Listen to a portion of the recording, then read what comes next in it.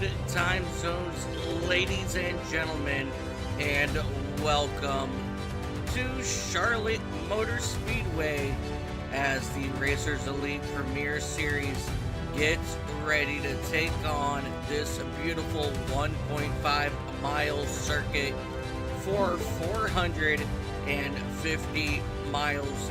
Yes, that is right. These drivers are going to tackle this track for 300 laps around Charlotte Motor Speedway, and it is all live right here on Racers Elite Network.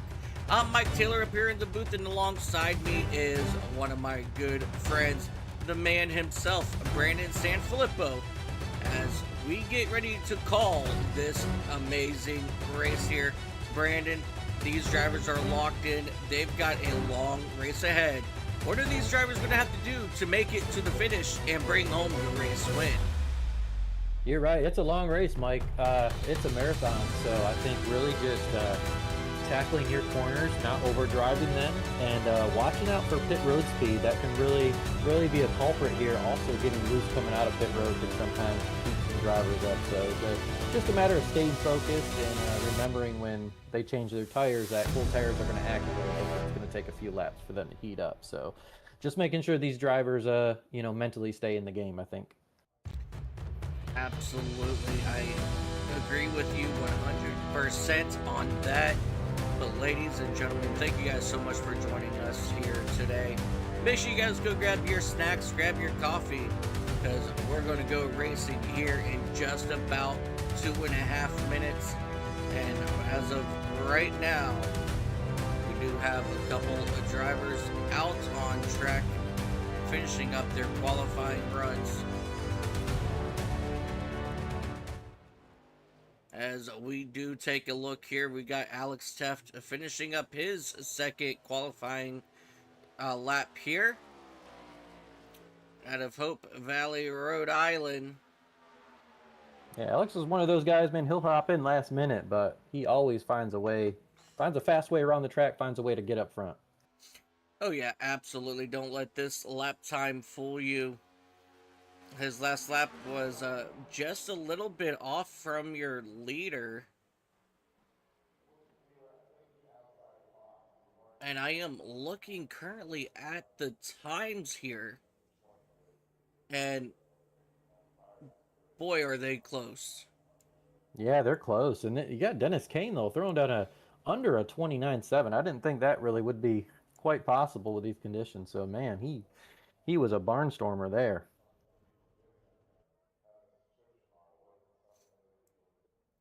Yeah, I'm actually showing the wrong... Oh, don't do that to me. Let me get a quick update refresh here.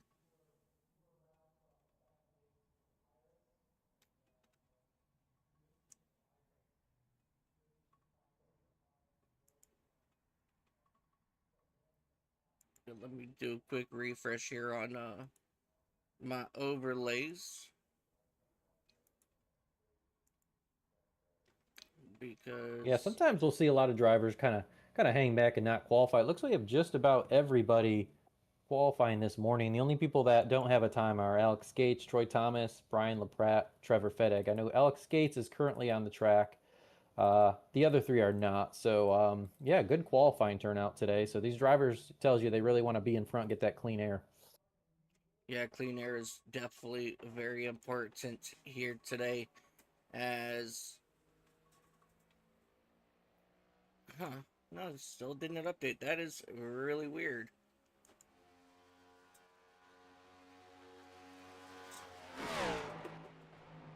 No need to fear. We can always rattle it off through the voice here. Let all of our viewers know Absolutely. So the time where everybody qualifies. However, Dennis Kane is your first place qualifier currently right now, followed by Sam Lubers and Kirby Wainscott. So that correct? That part is correct. Yep. Looks like it is correct all the way down to, I want to say now it is. Yeah, it does look like that. But, ladies and gentlemen, we are getting ready for the Charlotte 450 here on Racers Elite Network. Your 15 drivers are currently lining up down on pit road. And we are going to get ready to go over your starting lineup for today's event.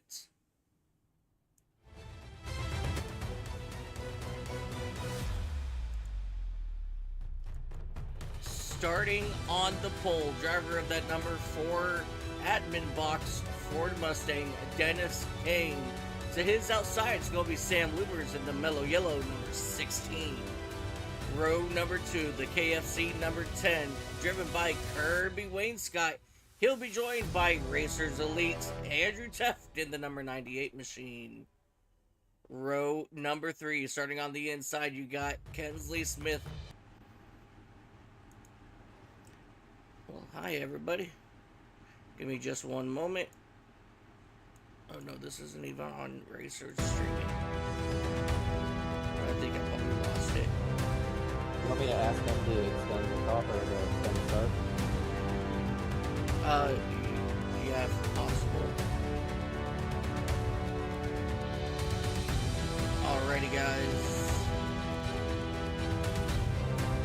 Not sure what happened there.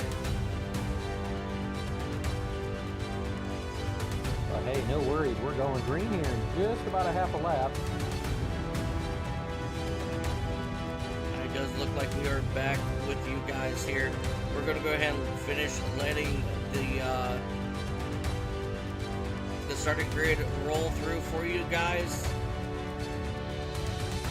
But we are getting ready to go green flag racing here at Charlotte.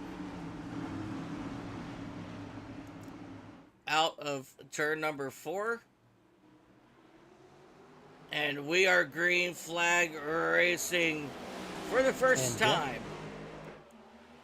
Dennis Kane just took it sharp left into the infield. He's trying to come out.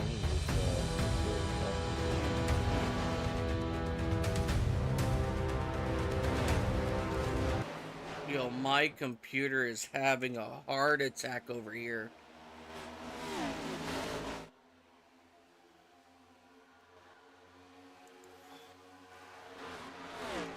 What in the world? I'll keep watching, that way I can just update everybody. Yeah, we are live. So if you want, go ahead and talk with everybody.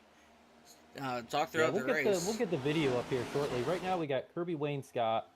He's got a decent lead, about a half a second lead over Alex Gates, followed by Andrew Teft as your top 3. Everybody's about single file right now. You have a couple guys working the top line in 3 and 4. Everybody else really taking the bottom, trying to use that tire saving line, not trying to heat those tires up too early. So everybody just kind of waiting for those tires to get up to temperature, and a couple guys going top 3 and 4, or 1 and 2, trying to get a run as well. But everybody's single file right now, just kind of feeling it out.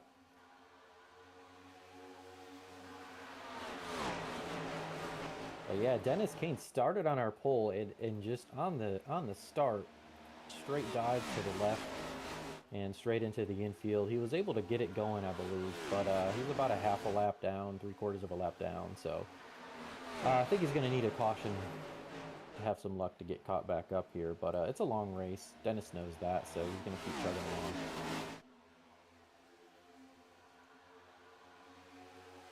Yeah, we're going to go back here now and take a look and see what happened to Dennis Kane.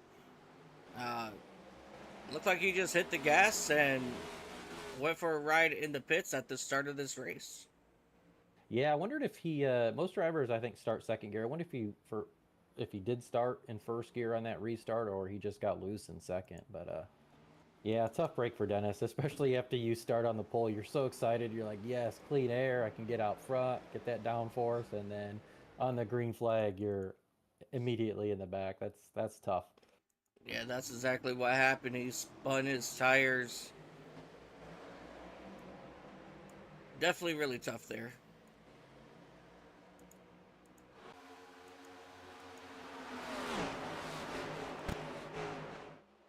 Yeah, Alex Gates going on the high side and currently second, trying to get a run. You can really get a good run off of 1 and 2. If you take that high side, the downfall is it just uses a little bit more tire, but you could tell he's trying to generate a run to take that P1 spot away from Kirby currently.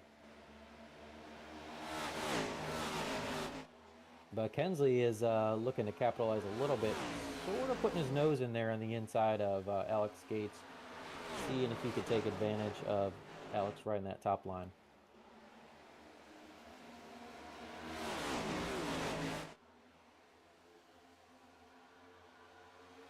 Brandon, I apologize, buddy. I am still a little bit flustered about with what happened with my computer just a few moments ago. I'm still a little shook on it, but I'm going to do my best to get back into the rhythm here. But I mean, we got 450, nope.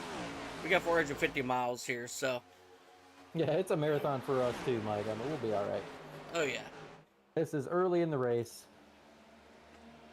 Cars are really figuring it out, seeing what the track likes, what it doesn't like.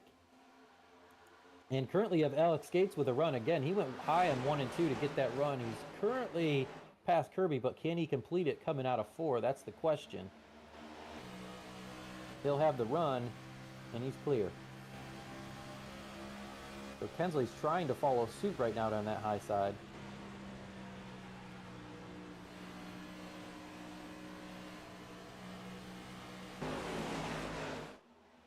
Yeah, now they coming down. You can see there, just coming out of 1 and 2. If you take that high line, you got a pretty good advantage coming out of 2, and you can generate enough momentum to get past.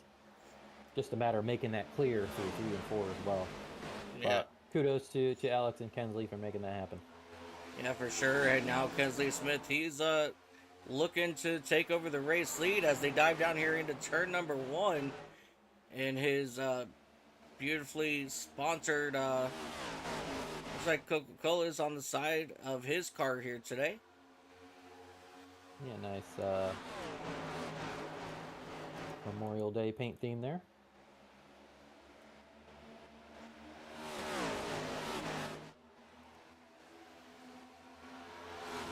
If you watch going into 1 and 2, you can see some drivers like I saw Andrew Taft, Kirby. They'll really get down, either touch or get real close to touching that blue line. There's just some extra grip down there, and when you can do that and catch that extra grip, especially on exit, increases your speed too, but really saves some tire as well. So not surprised to see some of these drivers preparing for a long green flag run and touching that blue line. Yeah, for sure. And you know, trying to save the tires here at Charlotte, it can be easy to do, but at the same time, because of how fast this speedway is, sometimes it can be very hard. Yeah, it can be, and it's all about your approach in the turns. You know, not overdriving the turns, and the thing is, 1 and 2 is so different from 3 and 4, so you can't approach each turn the same. You know, we'll probably see near the end of these green flag runs some people smacking the wall in turn 4, just coming out of there because the angle's a little sharp. You get a little tight, it's going to happen. So yeah, just how you approach these angles is key.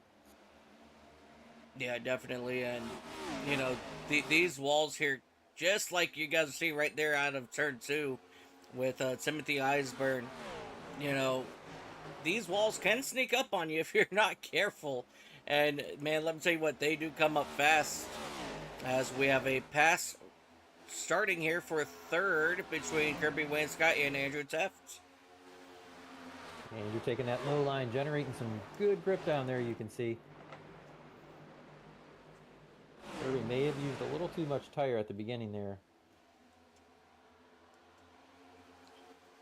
It's affecting his lap times right now a little bit, but yep, Andrew's going to take that P3 position, and we'll keep an eye on the times here, see if he's catching when he starts to catch Kensley there for the second position. Yeah, for sure. You know, what I do it all the time. I don't know about you when you're racing here. You know you got those fresh tires, and man, you just want to go fast. And about this distance into the run, you're like, why am I so slow? Oh, that's why. Yeah, patience is key. And there's been times where I've raced here, and you know, you think you have a really good line, and then all of a sudden you're pushing hard coming out of 4, and that's where people are making up all this time on you. But the good news is a long race like this, you have time to learn, from the feedback from your car, from watching other people's lines and how they move up or don't move up. So these drivers have a lot of time to adjust today from pit stop to pit stop. Yeah, that's definitely true. As excuse me, uh, looks like we might have a battle here for your race lead. Kensley Smith is all back on the back bumper here of Alex Gates. As Yeah, they, slowly encroaching. yeah, here he goes. He's trying to get a run here on the exit of turn two. But Gates has that good momentum on the high side coming out of the corner. So he's going to have to reload and try again here in 3 and 4. Yeah, early in the race, we saw those drivers coming off of 1 and 2 really get a good run, comparable to the person on the bottom. As you saw there, he got a run, but it wasn't as fast. So that tells you Alex's car is getting a little bit tight on the top, and he can't stay in the throttle or get in the throttle as soon as he used to. So that's I think exactly why we see Kensley starting to slowly catch him now. Yeah, that's definitely very possible. Smith still not happy with the way his car is looking as he's trying to make a run and use that draft on entry to turn 3. And now he's going to be able to still run side by side with him out of turn 4. So this is a good drag race down into turn 1. Yeah, and I know who's loving watching this is the guy right behind him, Andrew Teft. When he sees cars side by side like that racing, he knows they're pushing their cars a little bit more than they want to. So I think he's just waiting to capitalize on both these cars. Yeah, for sure. As we take a look here from the cockpit of Andrew Teft.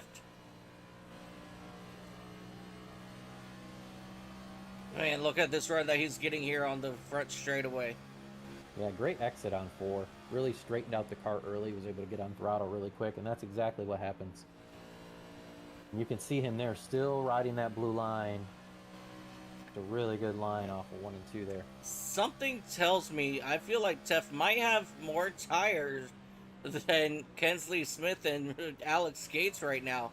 Because let me tell you what, here he goes here on the exit of turn 4. It looks like he's able to possibly try to make a run here in the next couple of laps, possibly. Yeah, for sure. And we're encroaching about, I would say, halfway through these runs, these fuel runs here. So they're going to get about 50 laps today per run. They're on lap 22 right now. So we're encroaching about halfway, and he's already moving his way up to P2. So you can tell that some of these drivers are probably seeing that bottom line and really where it's going to stick in the long run. But again, we still have, over half this run to go. So we'll see how it turns out. Yeah, for sure.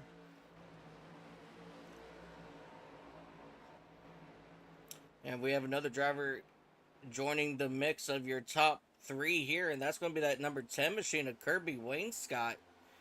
He's slowly starting to make up ground on these drivers here after falling back from 3rd all the way. I believe I saw him back in 6th at one point. So he's definitely starting to move his way back up through the field. Yeah, he is. Good for Kirby. I thought maybe he burned some stuff up, but it looks like he was just saving it for later. So, yeah, he's right up in the mix, too. It looks like we're going to have a good 4-car battle here for these podium positions early on. Oh, yeah. And that's one thing I absolutely love about, Charlotte is it produces some really good racing. Oh, yeah, great racing. Like you said, just great speed here on this 1.5 miles.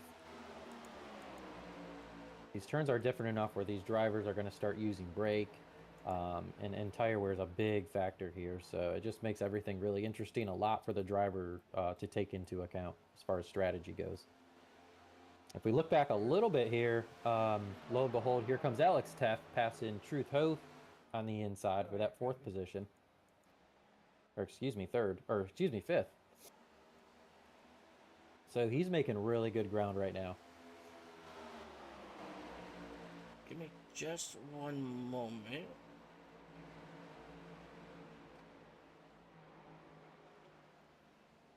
Because what we're seeing on stream is not the right paints that these drivers are running. So I just want to make sure that I can get that updated correctly so that we're running the correct paint schemes. But it's alright. But we're going to go ahead and jump back here to Alex Teft in that number 43 machine. And it does look like he's starting to bring some company with him out of Cody Benelli and Truth Oak. Yeah, I'm watching the relative. They're just under. Alex is just under 2 seconds back from your leader. So it's kind of stayed steady right now. We'll see if that picks up. Yeah, it As does. you can see, Alex Gates there now falling back. Currently P3, but moving into P4 with Andrew Teft on his inside. Exiting 2 right now. Oh, it looks like a couple of those drivers just got into the wall there. Yeah, I think Kirby, you could see, lost some momentum. Definitely hurt his momentum, but he can catch it back here. But, you know, the question then becomes how much damage, if there was any, Yeah. did that cause?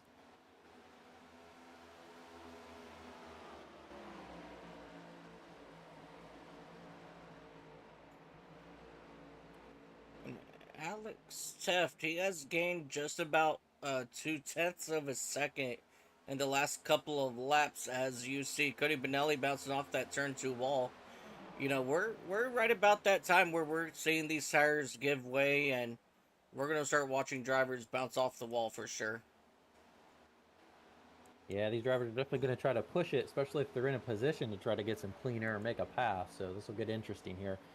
And speaking of passes, looks like Alex Teft is now trying to pass Kirby again. So they're just trading positions really at this point.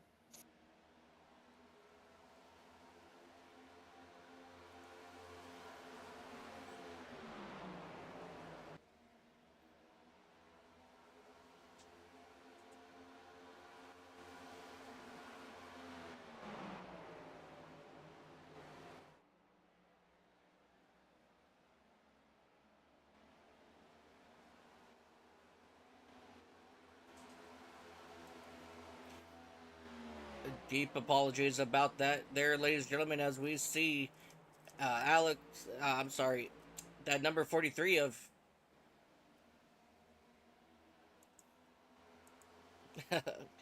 there, Alex Teft getting on the inside of Alex Gates, taking over that fourth spot.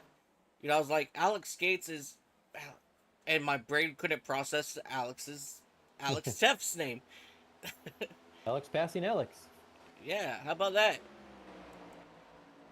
Yeah, unfortunately, Alex Gates, I think he used up his tires early on in this run, but he's going. Yeah, Alex was pushing high in 1 and 2 and 3 and 4 and all turns early in the race. So I think that's really what heated his tires up and burned them up a little bit more. But long race, I'm sure he'll adjust down there. But we still have a battle really between Kirby Wainscott and Andrew Teft for that second position. They are not. One will pass the other, but then the other one's right there on their back bumper, so they're not giving up. Yeah, for sure. As we see Cody Benelli now working on the inside of that number 19 machine, trying to move himself up to the fourth spot, or I'm sorry, fifth spot from Alex Gates.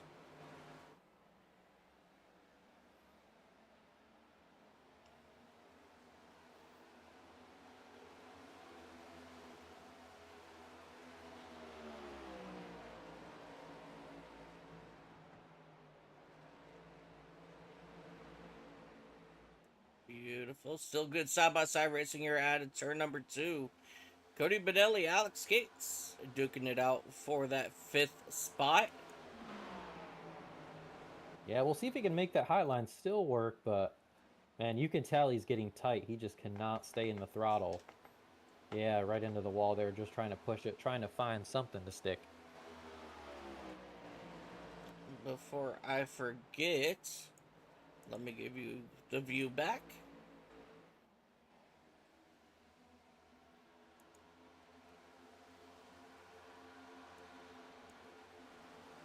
Last time I checked the relative, I had a feeling Alex Teft would start to move up. He was at just under 2 seconds, so now he's at about 1.2 seconds. So he is making some good time on this leader.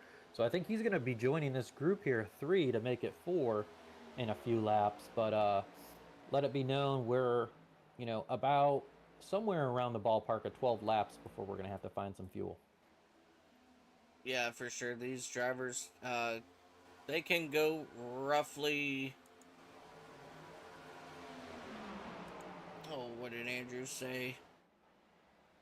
We're about 50 laps. 50 laps, yeah. So it's quickly getting there. And that's going to be a really good question, on who is going to be able to, take care of their stuff as we take a look back at Alex Teft as he is starting to reel in that trio up front. Yeah, he is, and you can tell Kirby had passed Andrew. Now they're both reeling in Kensley a little bit. Kensley went high on 1 and 2, which tells you he might his car might be a little bit tight, and he's just trying to keep the momentum he's getting off of 4 and riding that high line in 1 and 2. So more of a defensive position at that point. Just trying to take that clean air away from Kirby, make him a little bit tight. So good defensive play there, but man, I love to see these cars up here battling. Yeah, and here comes Kirby on the inside. He's got a lot of speed, so can he make it stick? Yeah, last time out of 4. Good run, but Kensley's going to have the speed advantage. It's going to be neck and neck at the line. Kensley by a hair, but man, if Kirby can make this bottom line stink, I think he'll be able to clear him coming out of 2. It looks like he does. Yeah, I was about to say, last time out of turn 4 while making that pass, Kirby did get up into that wall, but that time he was able to keep it down and, off the wall, off of Kensley Smith. And now here comes Kensley Smith. He's looking to start to make a run again here on the outside into the tri-oval. Didn't he get there? Yeah, he's getting up there almost side by side, but here comes Andrew Teft now running on the inside of Smith. Yeah, some good side-by-side action. Just trying to generate speed, but yeah, it's getting a little tight. These tires are really starting to wear on these drivers. Yeah, this far into the run, this is where we really start to see who has saved their tires, who has not.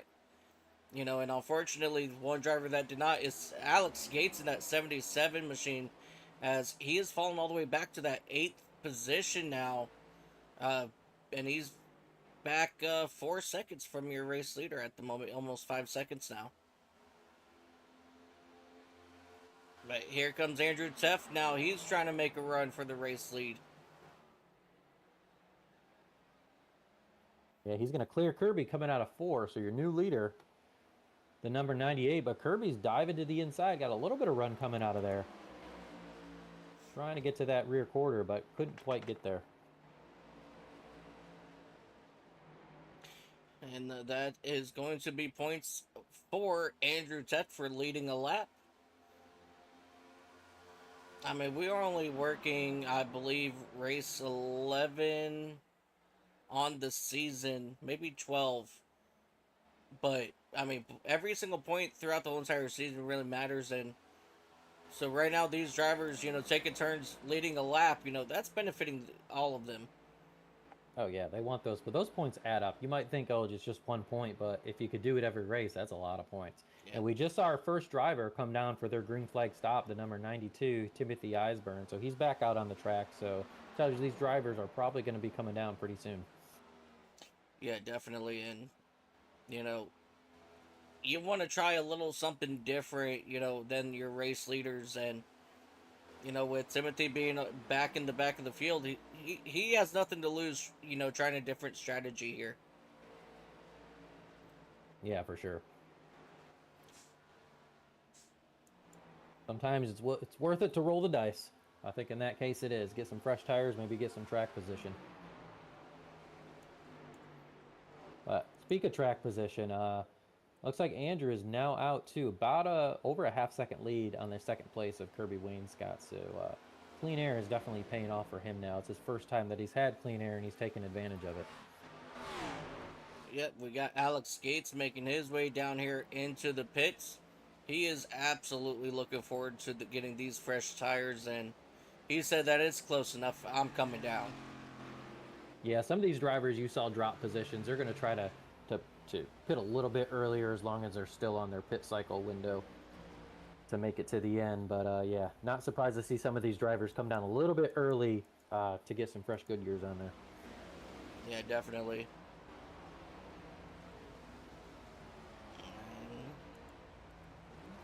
And away he goes as we catch back up with the race in action out here on track.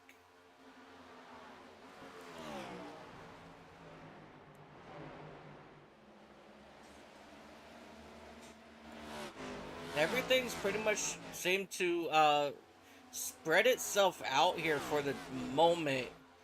As I think these drivers know, that pit stops are coming. Let's go ahead and settle down and let's get back at it once we get our fresh Goodyear tires on our cars. Because right now, that's what it seems like they're doing. Is they're just, settling back down. Yeah, I think so. I mean, long race, we got 450 laps today. But like we talked about earlier, all these drivers are going to have to come down pit road sooner than later. So it's just a matter of hitting their marks on pit road, avoiding speeding penalties, avoiding unsafe entry exits, those kind of things. But also, you can gain a few seconds coming down pit road if you really try to push it. So Yep. there's a lot to be gained, but there's also a lot to be lost. Yeah, definitely. And, that's definitely something that these drivers have to pay attention to. You know, and one thing that has nipped some of these drivers before is speeding on pit road. So that's something that another thing these drivers are going to have to pay attention to as we have Brian LaPratt in that 101 Ford Mustang machine coming down pit road. Jonathan Stidham in the 42 machine, he's coming down pit road as well. Yeah, we're right on lap 50, so no surprise here. They're right on schedule. Oh, this camera could not have been set up any closer. Love it. Here comes your race leaders down pit road. Kensley Smith, Cody Benelli, Truth Hope.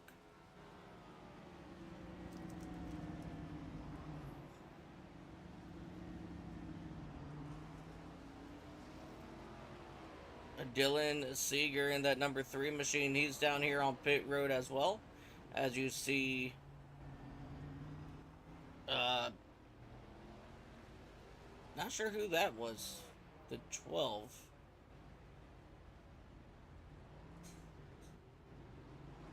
The way these guys go.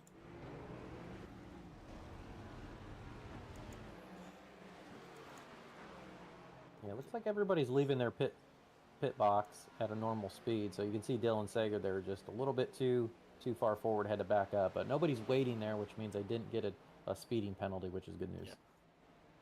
Now we just wait for one driver to come down pit road. That's going to be that number 88 here of Troy Thomas as he makes his way down to pit road. He's going to get his bonus point for leading a lap here today. And Trevor Fetzig in the 7-Eleven machine still needing to come down pit road. And here he comes now in that Detroit Lions 7-Eleven machine. And that right there is going to circle us all around for our pit cycle. And Andrew Teft out of Hope Valley, Rhode Island is going to come back out, take over that race lead. And, man, he's got a 2.5 second lead over Benelli and Kensley Smith as they duke it out here for that second position. Yeah, you can tell you had a good pit stop. Now these drivers are side by side, which that's exactly what the 98 wants to see in his rearview mirror. We'll see if they can clear each other and get back in single file, maybe work together to get back up front. But like we say, hey, good to see these battles. And Charlotte is known for these side by side battles. Oh yeah, and it doesn't matter, if we run 50 laps here or if we won 1,000 laps here. These drivers are always putting on a good show here at Charlotte. Oh, always action. Always, the track is so open. There's so many different lines you can run, top, middle, bottom. So when you have a track like that where multiple lines are working, you're going to see this side by side action. Yeah, definitely. As Benelli, he's starting to pull away here from Kensley Smith just a little bit. And now Smith, he's got, another Teft in his rearview mirror, and that's going to be Alex Teft. As Troy Thomas, he is off the track. Not exactly sure what happened there. He may have just cut that little front stretch there a little too much and got some tires in the grass, Yeah, but he's good. he's good to go.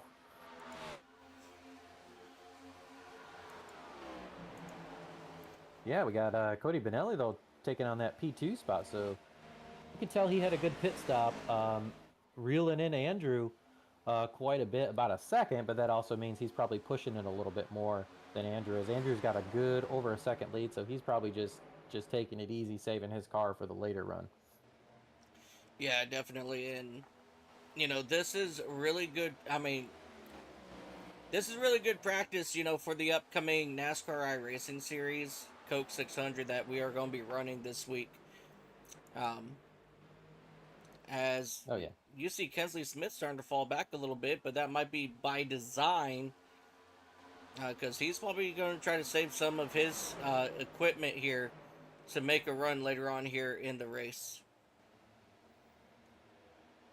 Yeah, it can be deceiving sometimes when you see these drivers fall back in a 450 lap race because you just never know what the strategy is, if they're saving fuel, if they're saving tires.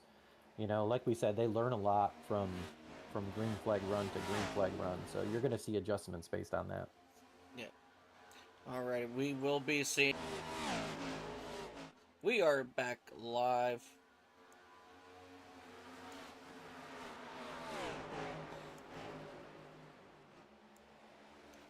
But Kensley Smith in that number 15, he just posted the fastest lap last time by.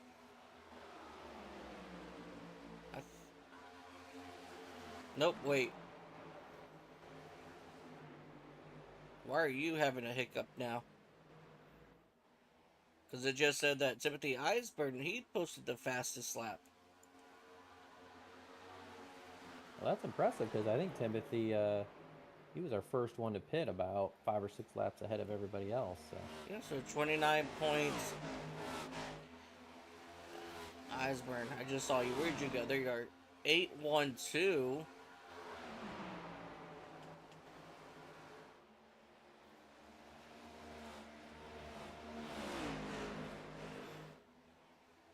Yeah, according to this, yeah, he put down the fastest lap. Yeah, shout out to Timothy for that. But I'm still keeping an eye on Cody Benelli. He has cut Andrew's lead to under a second now, followed by Alex Teft also catching him. He's about a second and a half. So, yeah, these drivers are starting to catch Andrew. So the question is Andrew saving, or are they just finding a better line right now? But time will tell. If it's Andrew, he is probably saving. Yeah, most likely.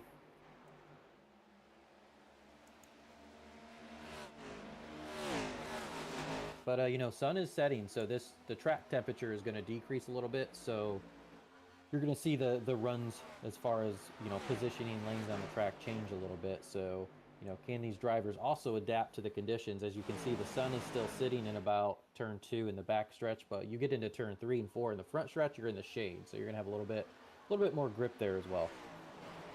Yeah, for sure. And are you still getting a little bit of an echo? No echo. Beautiful. Okay.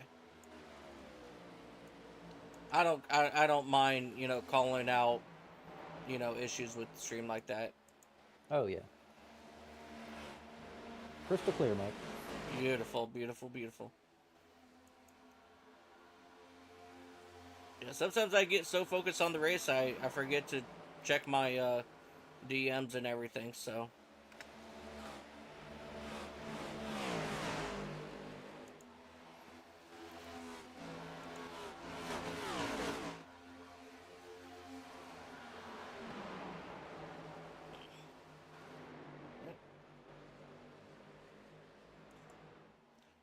Yeah, everybody's currently pretty much settled themselves down. We got Sam Lubers in that number 16 machine. He's just riding around trying to get his laps back. This is actually very surprising to see Sam Lubers 2 laps back already after having a very good, strong qualifying run. Not exactly I'm not sure why. Something must have happened to him. Maybe he got a speeding penalty or something as well. But yeah, usually he's right up here running with everybody up front. Oh yeah, I mean, if he was up here in position, he would be sitting up in that 5th position, right in front of Wayne Scott. But something must have, like you said, something that must have happened, and we didn't catch it here. I want to jump back to Troy Thomas and company back here. Troy Thomas, Timothy Eisburn. They were a little bit closer, but now they've gotten themselves spread out a little bit. And Jonathan Stidham and Dennis Kane are duking it out back here for that 11th spot. Yeah, Dennis Kane's still about 3/4 of a lap down from that mishap on the green flag start there. So doing a really good job of maintaining that. The leaders haven't caught him or reduced that time really from the start of the race. So he's still in a good position to get his caught back up on this lead lap as long as he stays on the lead lap. So he's still just hoping for a caution.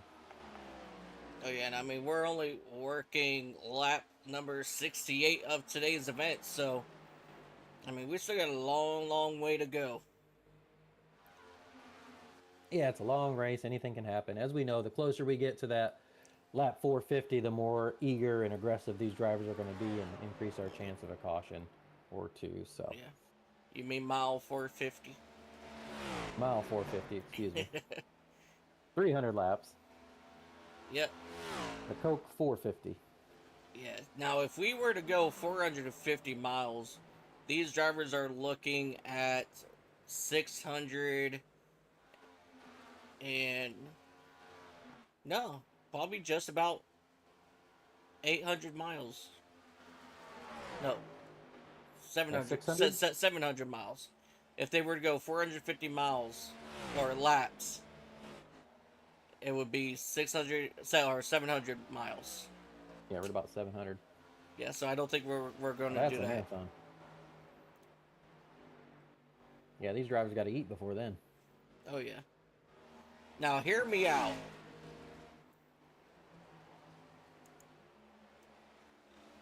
Okay, what am I?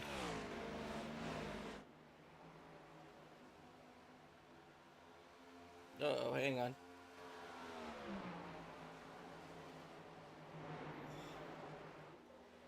I think I might be dropping packets.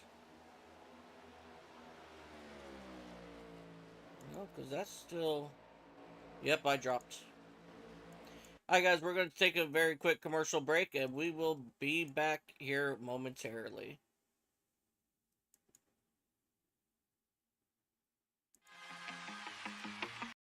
He's opening the door right there.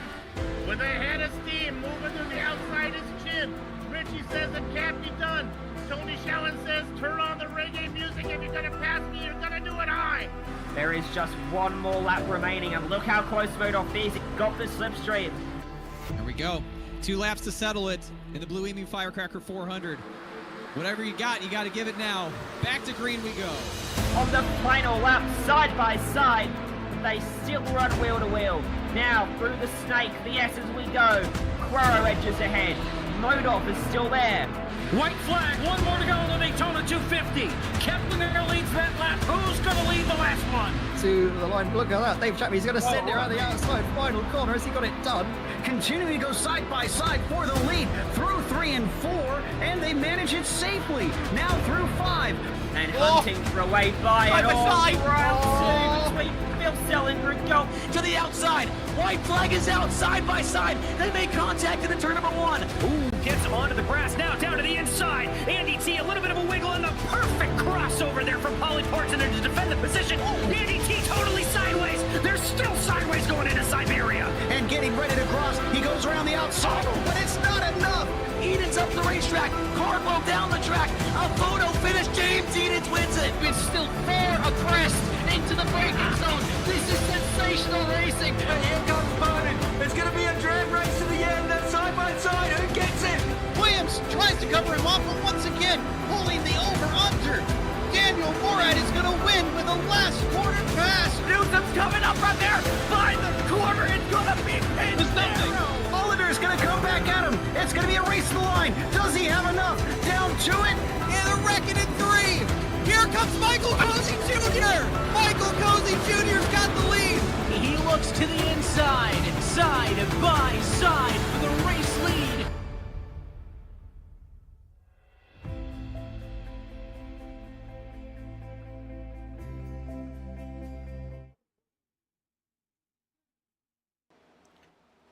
Alrighty, ladies and gentlemen, welcome back to Charlotte Motor Speedway for Racers Elite Premier Series as they run the Charlotte 450 around this beautiful 1.5 mile circuit. We do have drivers currently setting down some really fast lap times. Kirby Wainscott. No, something's not right. I think my overlays are having a heart attack on me as well. Yeah, they just keep wanting to update immediately. I don't know if it maybe the fastest lap got reset, so it was just picking up new fastest laps there. But regardless, these drivers are putting down some pretty fast laps. As far as relatives to catch our leader, Cody Benelli's still sitting about 7-8 tenths of a second behind. But he's held it steady, which is impressive right now. So, we're a little bit ways into this second green flag run, about a little over halfway, and he's still holding steady. And the drivers behind him as well, Kensley Smith, about a second and a half or so, a little under from the leader. So these drivers are maintaining each other's pace, which is good to see. So I think we're hopefully get these drivers caught back up here and battle it out soon. Oh yeah, definitely is. We have been green flag ever since the start of this race. And as of right now, they're all having a good time out here around Charlotte. Yeah, it's really been nice and steady. I mean, seen a couple drivers get tight, get up into that wall, but I don't know if it's enough to really cause some substantial damage. Yep. So these drivers have handled it really well. Yeah, while we were in commercial break, we did see Kensley Smith, though. He got extremely loose out of turn 2. But he was able to keep it nice and straight, but that caused a little bit of a checkup, and that cost Alex Teft just about a second or so. As he had to lift and try to get his momentum back from not running into Kensley there.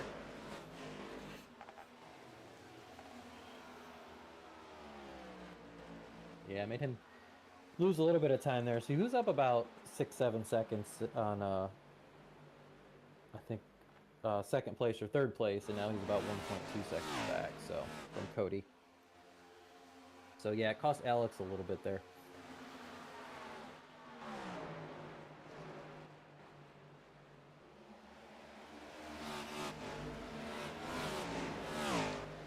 Looks like Timothy Eisburn, he's making his way back down pit road as that Shaco LLC driver is pulling into his pit stop. Yeah, a little bit of lap traffic. Jonathan Sidham, these leaders are passing, so usually doesn't have much effect when it's only one car, but when these cars are this close together, you never know. Yeah. Yeah, we know this last time around for pit stops, Cody Benelli, he had a really in and out lap. He was able to jump over Kensley Smith and Alex Gates both on that round of pit stops. And Kirby Wainscott. So he's possibly going to see what he can do this time around as well, as you see your race leaders getting around Jonathan Stidham in that Spartan Ford Mustang.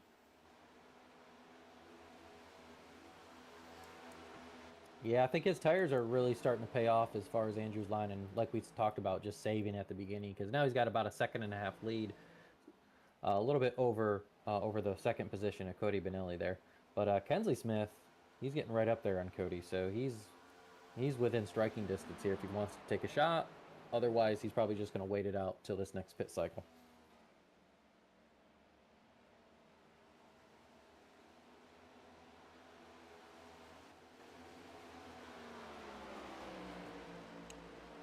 I wonder.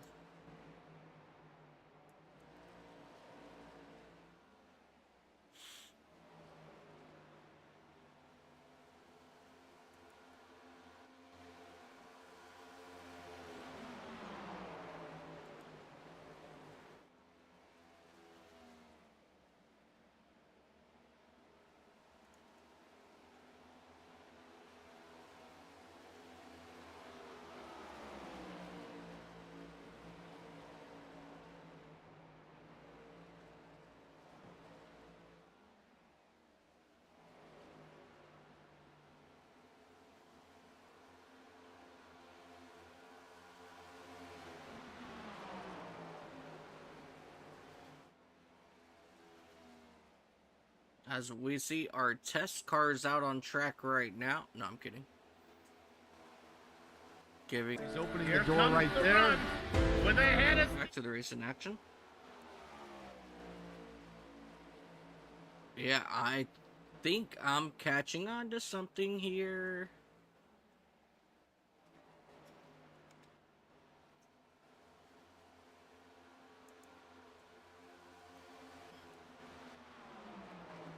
So sorry about this, everybody.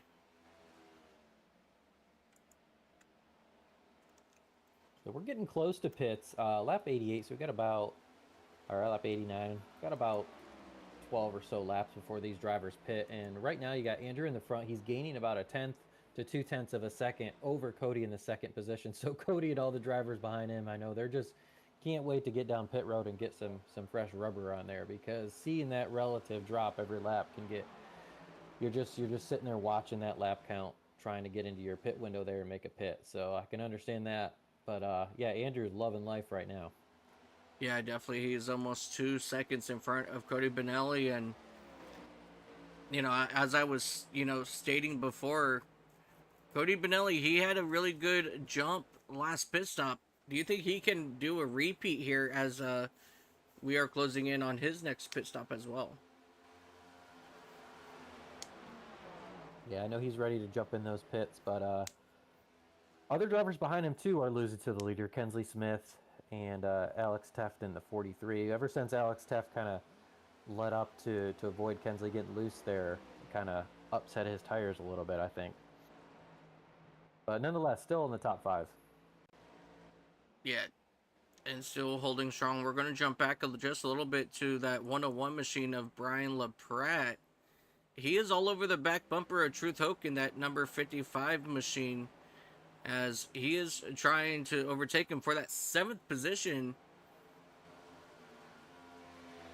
So Brian LaPratt out of Unionville, Michigan. Yeah, I think he wants to take the top. We'll see if Truth will give it to him.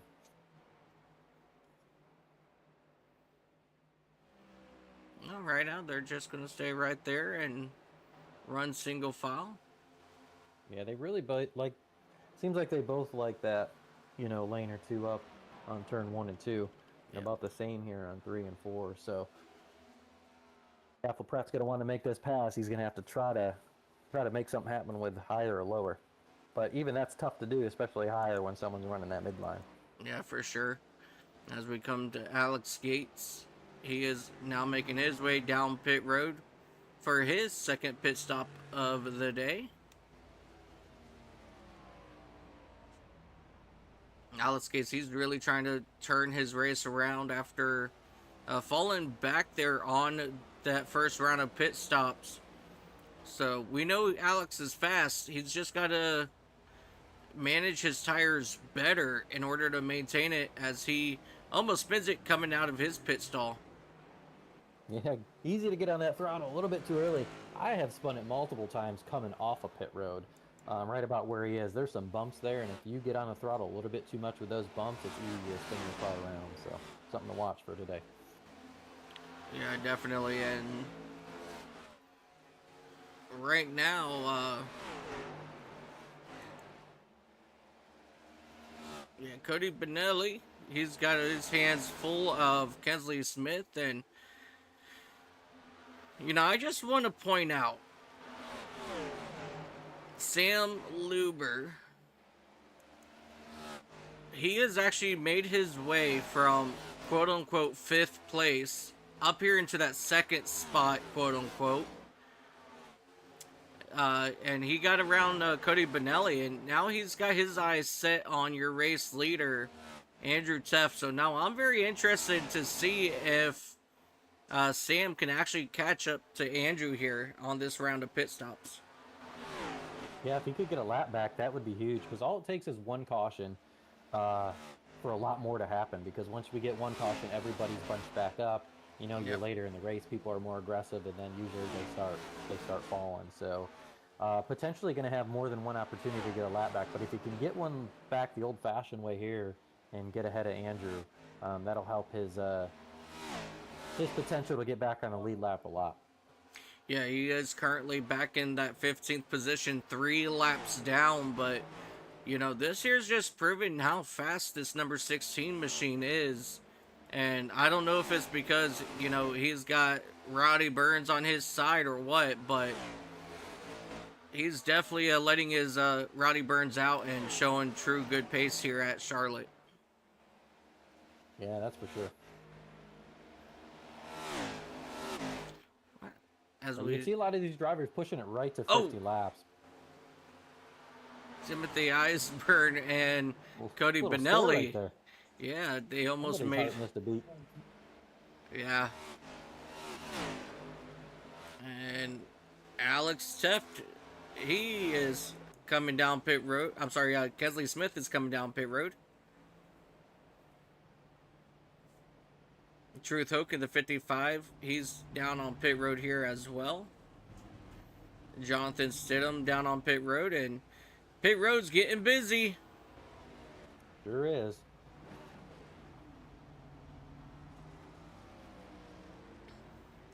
You know, I'm going to come back here to Dylan Seeger in this number 3 Goodwrench Chevrolet.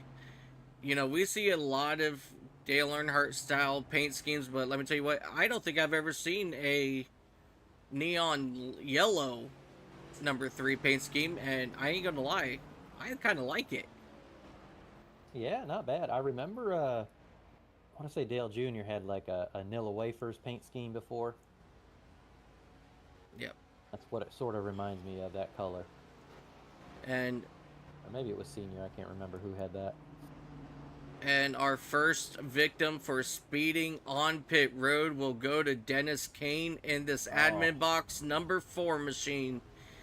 So he's going to have to sit down here for an extra 40 seconds to serve that penalty.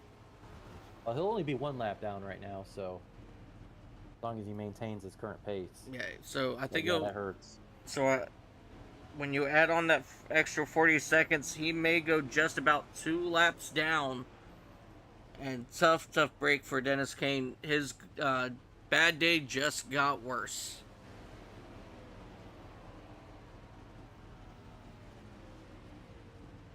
Troy Thomas is going to give up that 3rd position, and he's going to come on down pit road, and you see Kensley Smith just posted down his fast lap.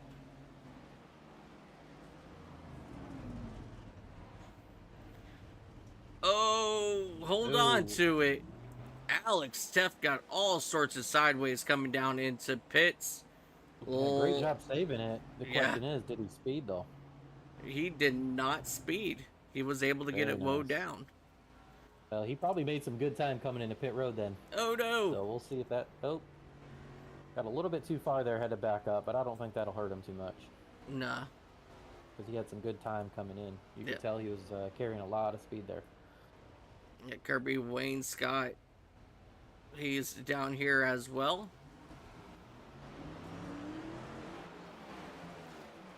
And after all said and done, Andrew Teft, he will continue to take control of this race. But look who is only look who's right behind 0.2 that. seconds behind him. And Kensley less than a second, so we got a good three-way battle up here. And this is early on in the run, so expect these drivers to stay bumper to bumper here, maybe door to door. Yeah, And then sprinkle in some lap traffic here, you never know what could happen. Oh yeah, for sure. As they are catching up to Dylan Seeger is it Seeger? I believe Seeger. I could be wrong though. Yeah. They're catching up to Dylan, however, in that number 3 machine.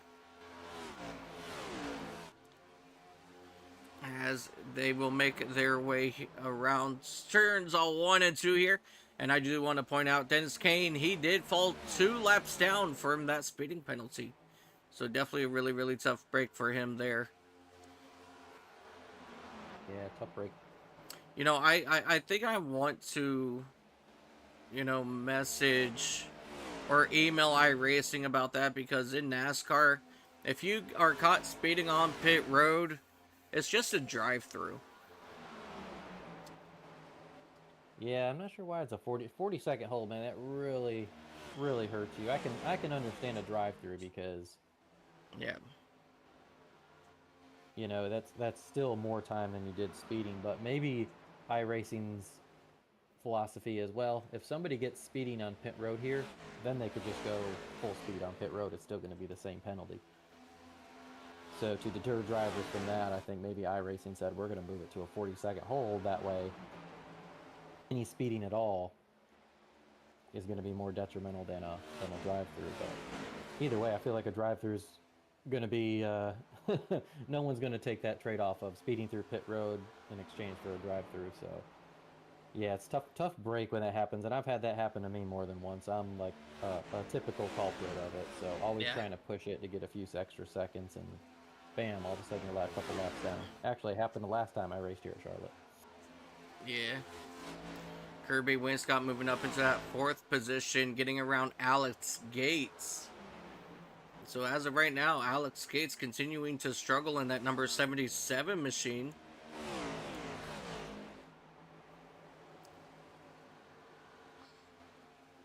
But then again, he could very well be trying to save his equipment too. So, I mean... Yeah, maybe he's doing a different approach. I mean, I see he's low in 3 and 4 there. That wasn't the case early on in the race, so... That's true. Subtle adjustments. We'll see if it pays off. Oh, yeah. But Alex, he's getting a run on Alex here on the inside. Alex up against the wall. Alex on the inside. Alex will pass Alex here out of turn number 2. And Alex is going to stay in Alex's wake here on the back straightaway. By the way, Alex Teft and Alex Gates running 5th and 6th at the moment.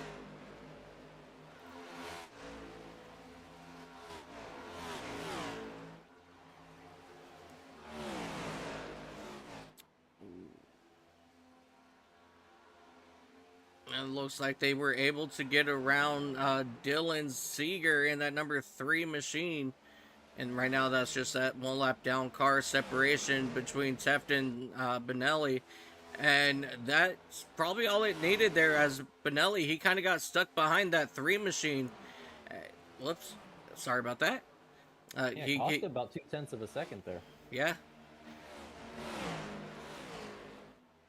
And still running side by side here for that second, you know, with the second place driver. And this is what Andrew Teft wanted. He wanted to see this lap traffic give his competitors a hard time. And, you know, that number 3, he's just not giving up yet, as they just ran side by side for a whole lap there. But now Benelli, he was able to get around him. Yeah, I think he got around him, but not before it ate up a half a second, and that's huge in this race. I mean, it's been a matter of tenths of a second so far. So, yeah, tough break there. He'll have to push it a little bit more to try to catch up to Andrew. Yeah.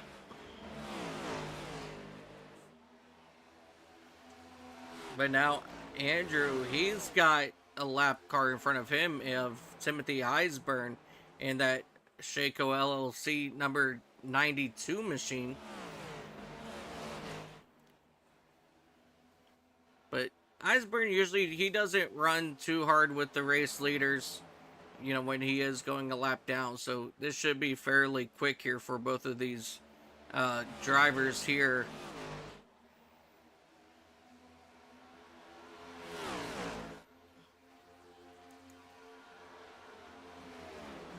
Yeah, your top three spread out just about evenly, as Kensley Smith is working his way around Dylan now in that number 3 machine.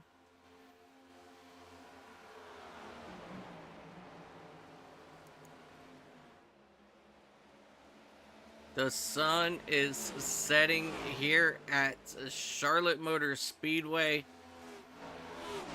Yeah, it sure is. I think all the track is now out of the sun. So Sometimes it will, yeah. Sometimes it will, yeah. Alright. Now my question is, did I save it before it died out to a different...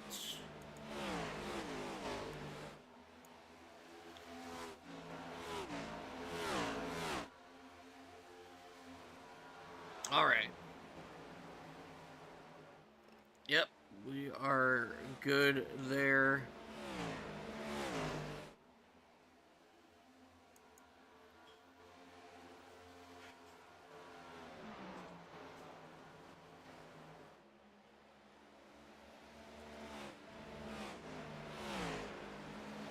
You know, it stopped doing...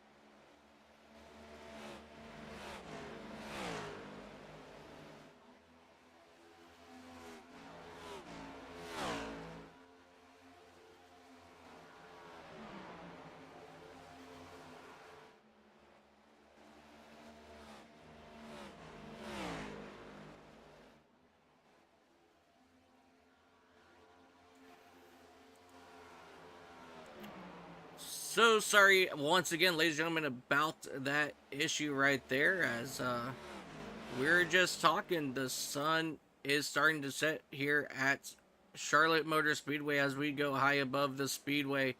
As we take a look at the night sky that's starting to fall over Charlotte. And just to give you guys a quick rundown of your positions here today. Right now, out front is Andrew Teft in that number 98 machine. He is holding strong. What happened to Alex Gates?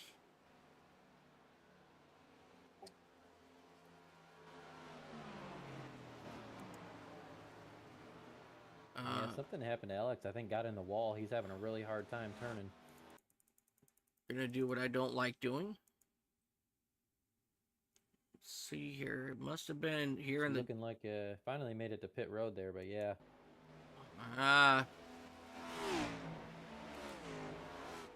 Brush the wall. Ooh. Oh yeah, that'll do it. Yep, that's a broken car. Yeah, he's kudos to him for staying up on speed though, so a caution didn't come out. Yeah.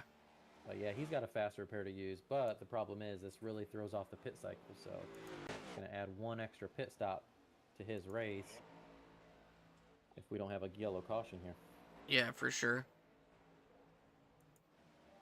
But as to where I was saying, currently Andrew Teft out front of the field here today.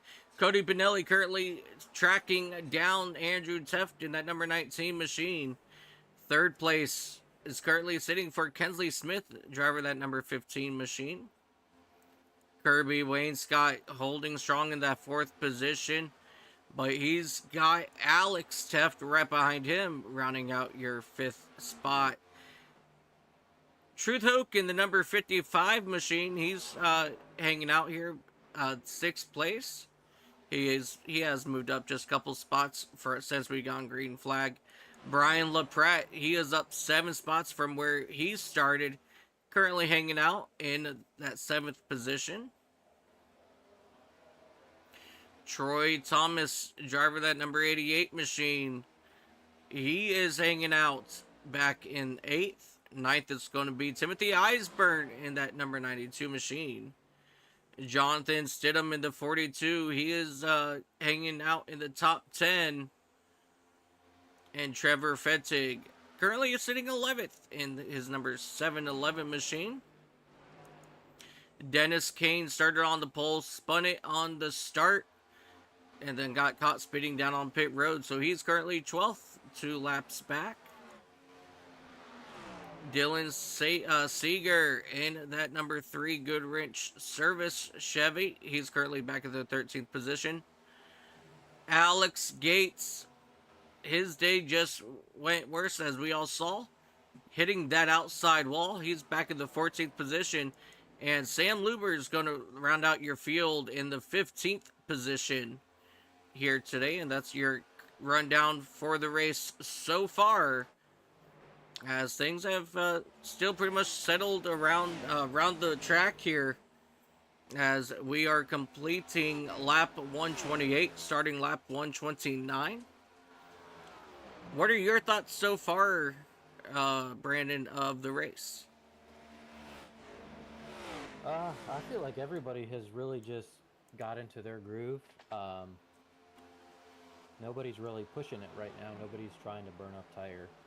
You can see just about every driver is taking the low line in those sets of turns. So it's just a matter if these drivers can keep up with each other, and a matter if lap traffic has an effect, or a potential caution later on. But right now, Cody is still just under a second behind Andrew. Really not a whole lot changing there, but Andrew is starting to slowly pull away from Cody. I think Andrew also has an extra lap or two fresher tires, so that does make a difference here. So we'll just have to keep an eye on these relatives and see how the track conditions as it cools off, but also these drivers, how they change their approach to these turns, how that affects if they're catching up to the car in front of them or not. Yeah, definitely. As you said, the way the track is going to change as it gets dark out and we turn on these lights around this speedway, these cars, they're going to start to go faster. Meaning, they're going to start using up their equipment even more, simply because the track is getting faster. So what does that do to the tires here, when it comes down to it? How will these cars change throughout the race? Well, a cooler track temps, they're going to have a little bit more grip out there, so they're going to be able to push it, especially up top, and run that high line to generate some speed coming out of 2. But they really got to pay attention to their entry and making sure they're not overdriving these turns. So letting off of the gas not too late, because they can still push their car and get it tight and burn that right front up. Just because there's more grip doesn't mean that you're not going to burn your tire up just as fast. So a lot of times that also means you can get on the throttle a little bit sooner coming out. You're not going to get loose. which a lot of the times that's where you're going to generate your speed from. So yeah, these drivers are going to experience more grip. They're not going to get as tight as quick, but they still got to be really careful on their entry and these turns to save some tire. Very, very well put. But as of right now, everybody's all pretty much spread out here. Alex Gates, he is making a pass here on Dylan Seeger for that 13th position. Again, these guys here are 2 laps down at the moment.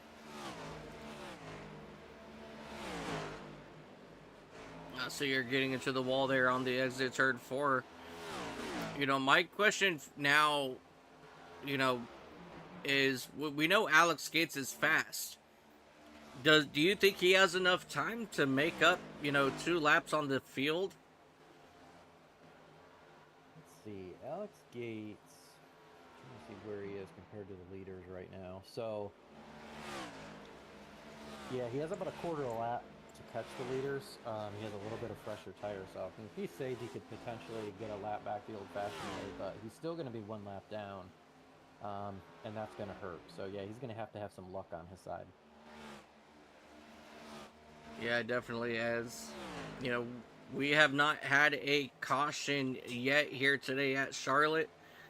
The only incident really we have seen was Dennis Kane at the start of the event, and Alex Gates hitting that turn, or actually the wall here in the tri-oval. But other than that, you know, we've been clean and green this whole entire time, and it's just very interesting to see what these drivers are going to do. And you know, right now Benelli has opened up a 2-second gap over Kensley Smith for that 2nd position. And Andrew Teft, he has pulled himself out, or actually no, Cody Benelli's actually reeled in Andrew Teft here the last few laps. Yeah, real slightly, making it competitive.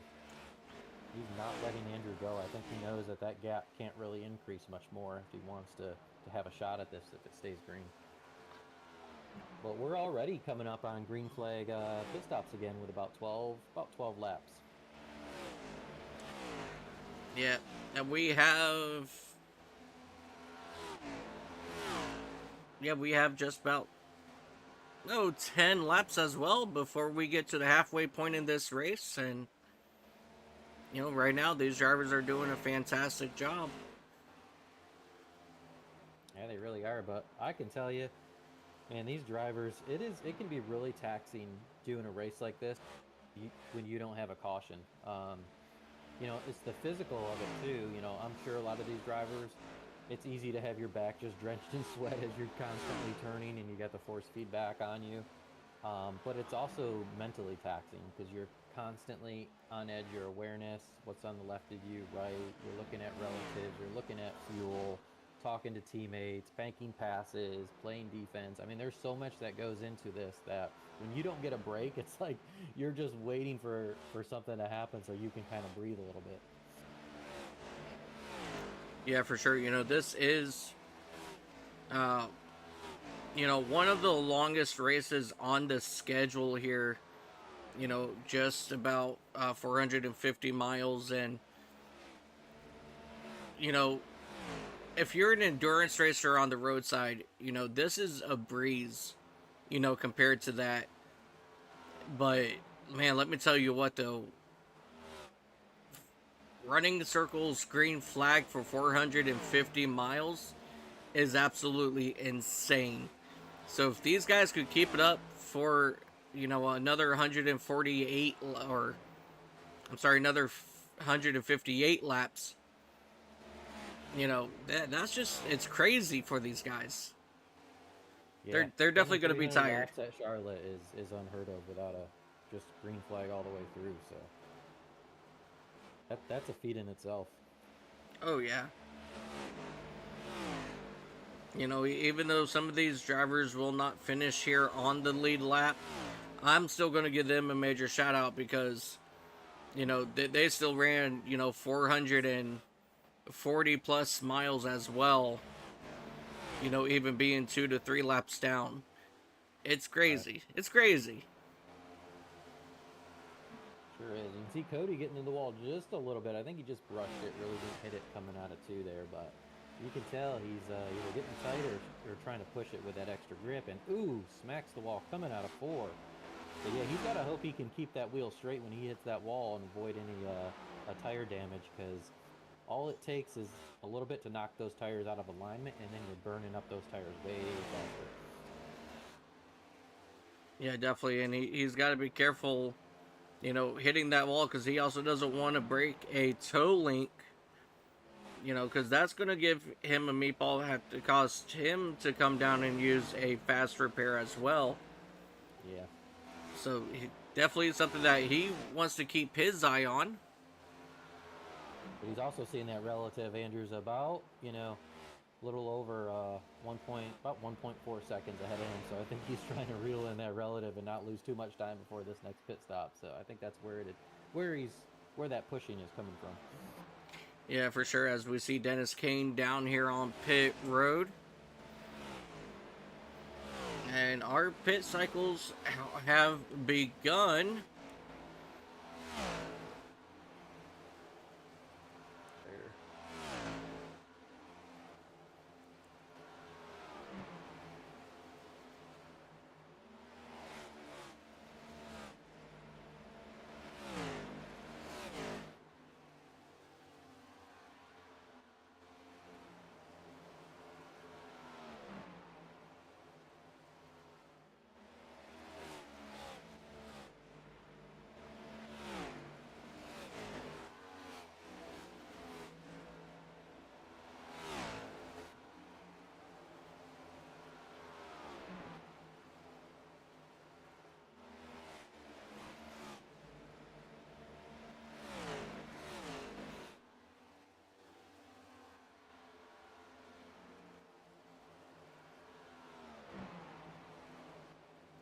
As we all saw there, Kensley Smith, he got loose out of turn number 2.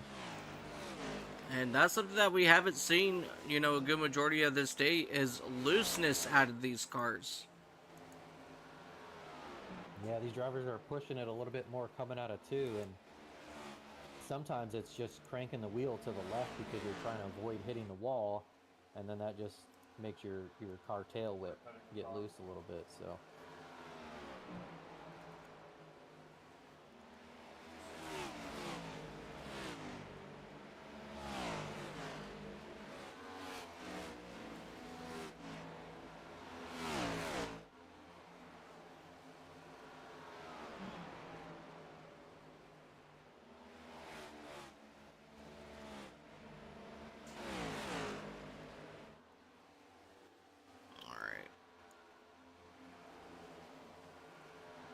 Give me just one moment. I am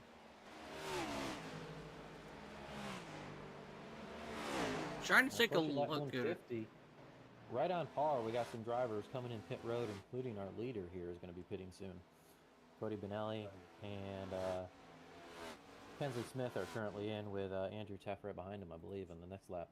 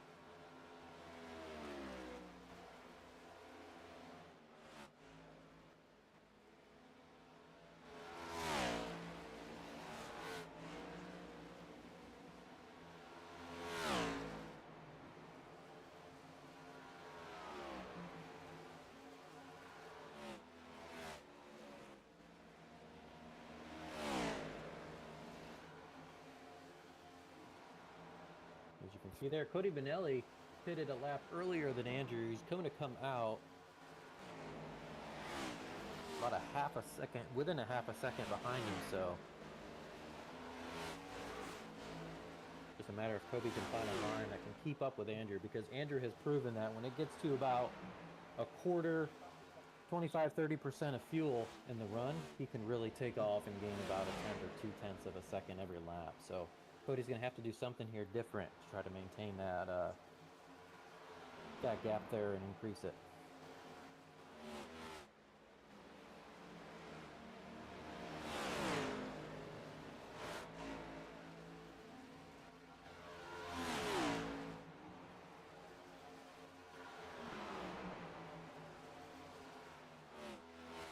Wayne Scott and the 43 of Alex Teff stayed out. So they're going to be your last lead cars to pit.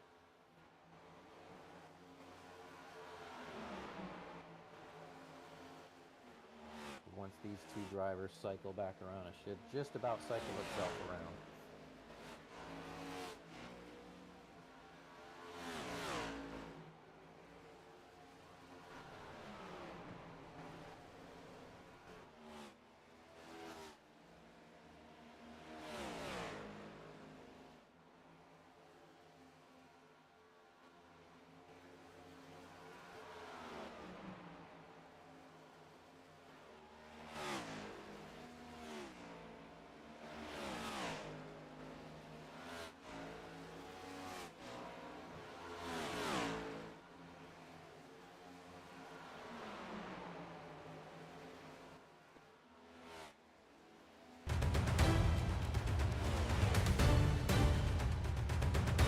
Cody's going to push it right now to try to get around him just to get him to third gear. I wonder if this, I think that might make a little bit of a difference, especially when you're almost this entire race. So maybe he'll push it to try to get ahead of him, and then make Andrew a little bit tired trying to get ahead. Right now, he's hanging out in that 2/10 to 3/10 of a second behind him.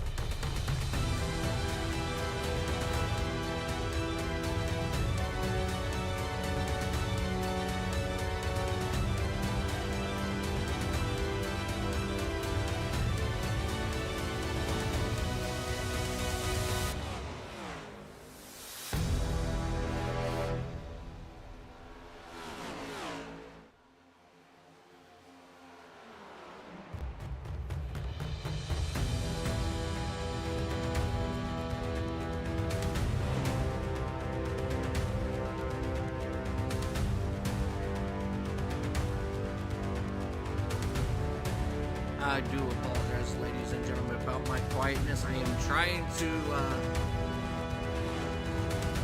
troubleshoot my OBS issue because I don't want to keep having you guys crash and have to come back and restart it all the time.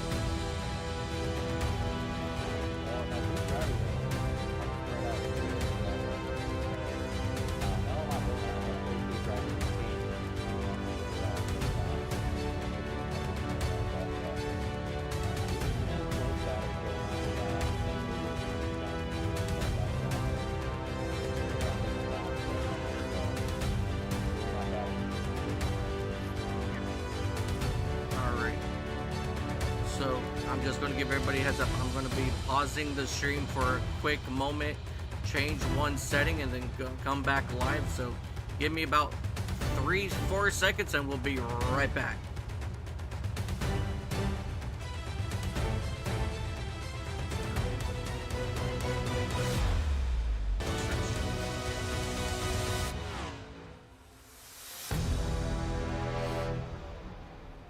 Alrighty, everybody.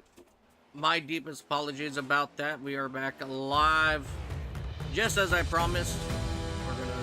I made a change to see if that's gonna stop my issue that I am having, and let's see if we can get through the end of this last part of this race. And let's take a look here. Brandon is hard to hear. Well, if you unclog your ears, you might be able. I'm kidding. I'll turn it up. No, I think it might be on my end. Give me 1 second. Because I can crank you up as well. Alright, let's go ahead and get a radio check. Radio check. Something else we need to check out. So Andrew's increased his lead a little bit, almost a second now over Cody Benelli in the 19th. Yeah, I mean, Andrew Teft, he is on it today as he makes his way down the back straightaway back here into turn number 1. And, you know, it's dark outside, the lights are on, track is starting to get faster, and, yeah, so here it is, it's getting darker and darker. Yeah, lights are on. And, you know, Cody, no knock on him because he's obviously doing something that's working well, because third place now is, you know, about 2.5 seconds behind him. So he's widening the gap from third place. It's just he's in a position right now that it's going to be tough to catch Andrew because Andrew has about a lap or two fresher tires. So, you know, if this cycle keeps up, it's going to be hard for him to, I think, to make that catch. But like I said, maybe one stop late, he can go in a little bit early and get that track position and give Andrew some dirty air and maybe change some things up here. Yeah, definitely. I mean, we still got a very long way to go here, and yeah, it's going to be very interesting to see what Cody can do, because, I mean, obviously we can see here, you know, Cody is fast, and let me tell you what, he might be able to give Andrew a run for his money at the end of this. Oh my gosh. Down. I just realized I had that start music for the beginning of the broadcast going. Oh. OBS is really making me work today. But you know what? It wouldn't be a day for me if I didn't have some sort of issue, and, well, Hey, we're making it through. Heck yeah, we are. And you know what? We got a really good race happening here. Yeah, there's not a lot of side-by-side racing. There's not a lot of cars technically, quote-unquote, on track. But you know what? These drivers are definitely giving us a show. Cody Benelli flirting about, you know, a second and a half back on the pit stops. He gains on Andrew Teft, and then he does fall back a little bit throughout the run. But this time, he's not falling back, you know, as fast as he was, you know, early in the first half of this race. Yeah, he seems to be adjusting well, especially with those cars behind him. He's gaining on them as well, so, or increasing that gap. But yeah, Andrew has found something here. As you can watch the line between Cody and Andrew. Andrew's still a little bit lower, hugging that line in both turns, and I think that's the key. If these drivers can, you know, once they get some fresh tires, just back up their runs, get off the throttle, be a little bit more disciplined, and start their turn shallow and get down there. I think that's where they're going to save some tire. Yeah, for sure. I want to jump back here to catch up here with that number 15 machine of Kensley Smith. He's hanging out currently in that third spot. You know, he's having a good run here today as well. Just hanging out, top 3. Yeah, not a bad run. Anytime you could be in the top 3 in a long race like this, especially long green flag runs, that's not a bad day. But I'm sure he wishes he could be up a little bit closer to Cody to give him something. Oh, yeah.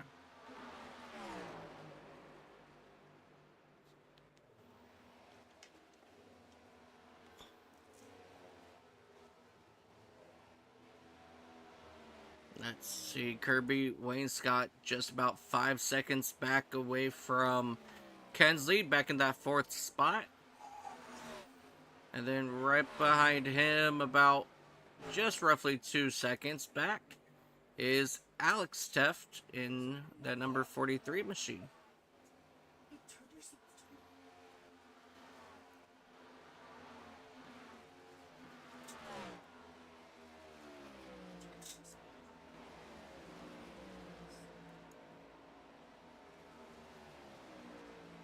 Alex Gates in that 77 machine. He's making his way back down pit road. Remember, he's on a different pit cycle than everybody else due to his confrontation with the outside wall, which the outside wall won. So he is on a different little pit cycle here than everybody else as he comes down into the pits. Yep, he's right on schedule for his new pit cycle here.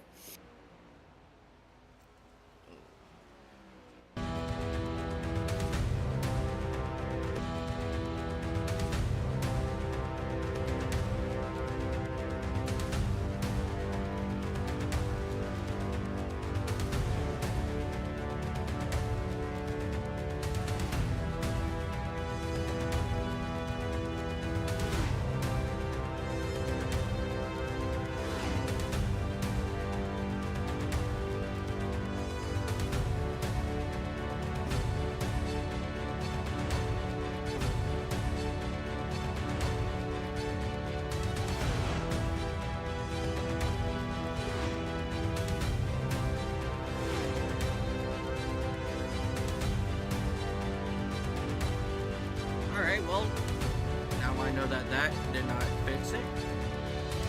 Let me see what else I can do.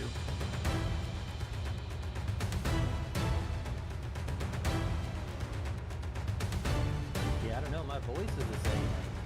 I haven't lost my voice level. It sounds good when I test my speaker, so I'm not sure what's going on as far as the voice level. Appreciate the feedback there, Ryan Wolf. I'm going to look into that.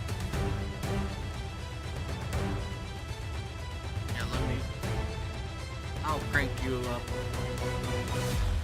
all the way. I tested on Discord and it comes back pretty loud, so I'm not sure what's going on, but we'll get through it. Yeah, like I said, it's probably on my end. I went ahead and I threw you all the way up.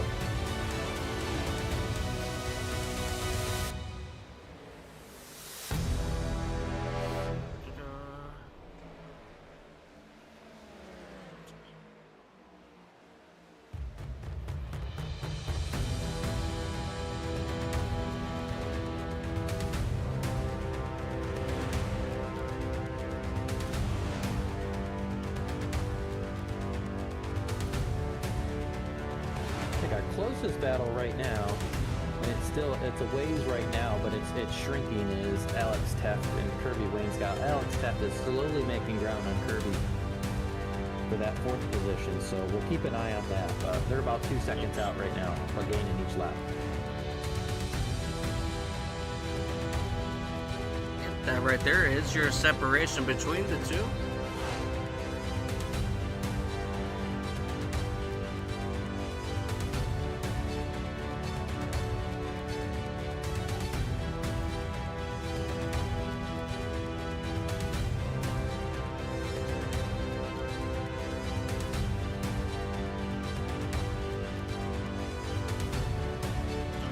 Teff has opened it up to a 2.5 second lead now over Cody Bonelli.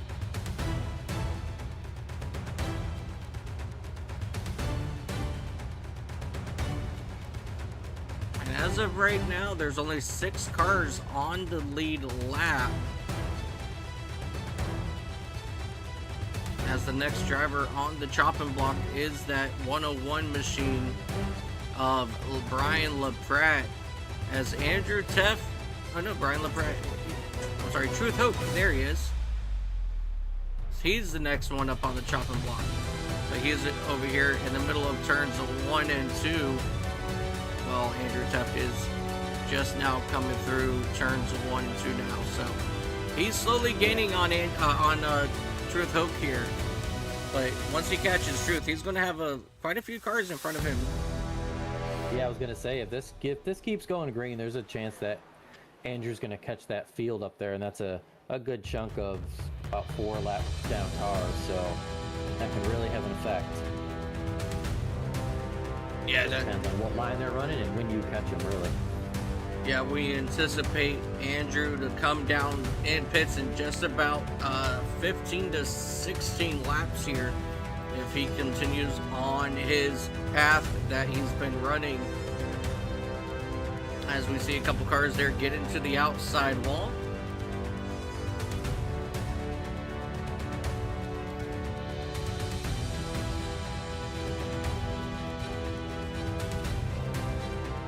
Andrew Simmons doing a fantastic job here today. Yeah, just hitting all his marks. I mean, not straying off. His pit entries, I've watched his pit entries, very good. Obviously, he practices them. He knows where his braking points are. Doesn't lose any time on pit road, so just everything has been really spot on. Yeah, talking about, you know, entry on the pit road and everything, you know, when a lot of these drivers, you know, just in iRacing in general, and I've been a culprit of this myself, you know, we're really only in practice sessions, you know, to turn laps, get used to the car, etc. And then when it comes to race time and you're coming to do your green flag and you're like, oh no, I haven't done this. Where's my braking point? And a lot of iRacers don't do that. So watching some of these drivers try to get down on pit road is really fun to watch. Yeah, sometimes that's me. I don't get in early enough to practice the pit road, so, you know, when that happens, though, you're looking for, you obviously got to play it safe, but you're looking for people pit before you about when they pull off the track or when they start to brake, but, yeah, a lot of the times I'll fall victim to a pit road speeding penalty if I don't have time to really practice pit entry. Yeah. Because, you know, it also depends. You could say, well, if you've raced there before, yeah, that's true, but track conditions go into a lot of it, the track temperature. That really has a say in as far as when you start braking.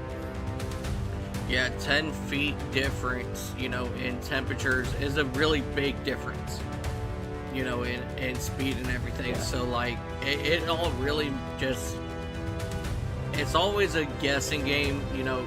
You can practice and practice and practice it, but then you get into the race and you're like, oh god, it's even hotter. So now you're in your mind, you're going, okay, well, instead of braking here, I gotta back up my braking point even more. Yeah, but a lot of the time, dude, because you're gonna get looser if you hit the brakes when it's hotter, you know.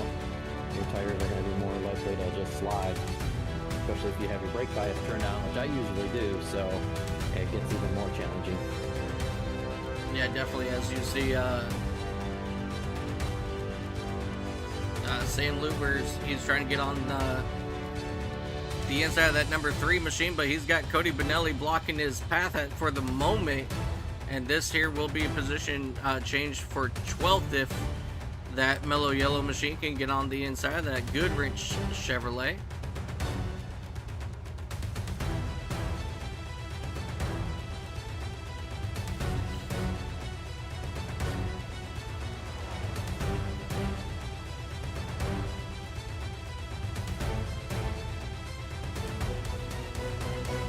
Sam Luber's almost pushed up into that number 3 machine there on the exit of turn number 4, but was able to keep it off.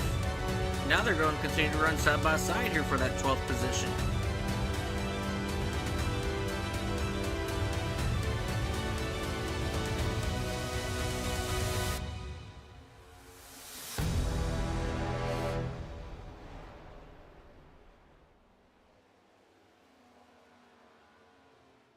Still good side-by-side racing here. 2 laps in now. Starting lap number 3 is side-by-side for these 2 drivers. Who is going to prevail? And as of right now, it looks like it's Sam Lubers. But here comes Seeger fighting back around the outside. Not able to keep his momentum. Is he going to try the crossover? No, he's going to stay right there behind Lubers. And that's going to end the battle here for that 12th position for the time being. Troy Thomas in that number 88 machine. He is down on pit road. Yeah, changing up his strategy. I think he was one of the last cars to pit early on in the cycle, so coming in a little bit early this time. Yeah, as things are going, you know, they can make it on 50 laps of fuel, so, you know, he's probably changing it up so that he can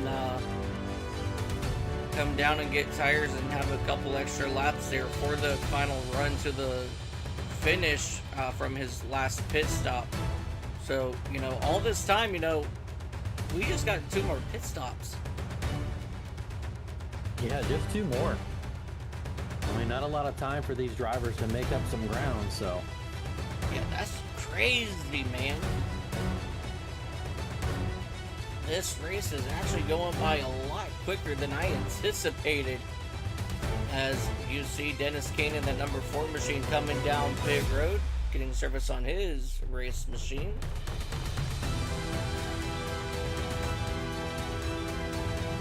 Brian LaPrette in that number 101 Valvoline machine. Good looking paint scheme right there. Looking very beautiful under the lights. Yeah, nice looking paint job there. Usually you can see that car from a mile away. It doesn't really overlap with anybody else's paint scheme, so. Away he goes, and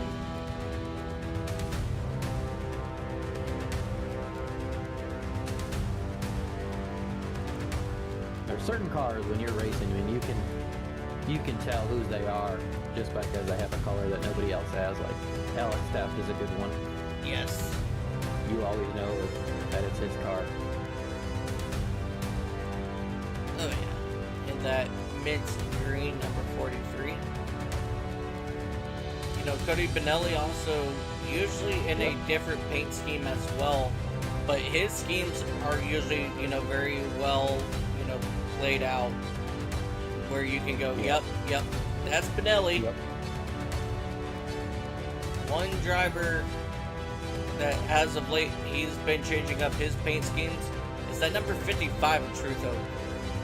Last night he was in a Hardee's number 55 beautiful paint scheme, but tonight I'm showing an Army number 55 machine.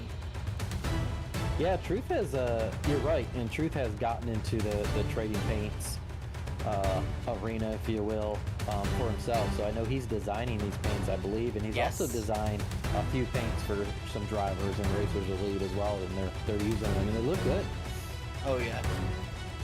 You know, I've been painting myself for a very long time, and you know, some of these paint schemes that, you know, Truth has brought out, you know, absolutely just kills all of my paint schemes I have ever made. Another driver that we have, KS Designs, and that's for Kensley Smith right here, driver of that number 15 machine. He's created all of his paint schemes as well. You know, as we take a look at this beautiful Coca-Cola paint scheme for today. Yeah, Kensley's been doing it for a while now at KS Designs, and that's actually who I have do all my paint schemes. Everything I race comes from KS Designs. Yeah, so I mean, you definitely have some, you know, really good painters. You guys, if you guys need any paints, get a hold of Kensley Smith, Truth Hope, myself, and I'm pretty sure that we have a couple others here in Racers Elite. If you guys need paint, just reach out to us. As you see, Kensley Smith and Benelli coming down pit road. Lower down. Oh yeah, no! That was a sign that he was carrying a little bit too much speed and had to lock the brakes up, and around she went. But he'll lose some time on there, but it could have been a lot worse. Yeah, I guess the question is, did he have a speeding penalty though? Did he get stopped in time? And that is, no, he does not. As we see him, he just, locks it up and, But luckily for Kensley, he still has that fast repair that I have a feeling he is going to use. Yep. So, I wouldn't say no harm, but he is going to lose at least, you know, a good 5 to 10 seconds here on this pit stop. So I think that'll put him right around where Up Kirby and Alex Teft were. So if they have a decent pit, I think you're going to see them kind of battle it out, maybe increase the size of that swarm. So that might put on a good show here for those top 5 positions. Yeah, I am actually looking at the separation for time on pit road. Cody Benelli was 43.3 seconds. And Kensley, he was only 49.6, so he really only lost 6 seconds there on this round of pit stops.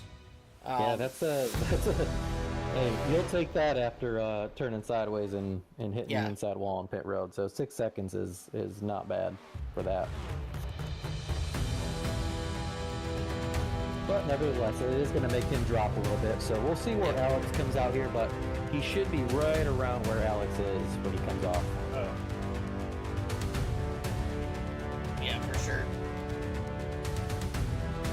As we see Alex Teff down here in the pits in his beautiful number 43. Last part of pit, Kirby Wainscott just coming on pit road. You know, normally we see Alex Teff in a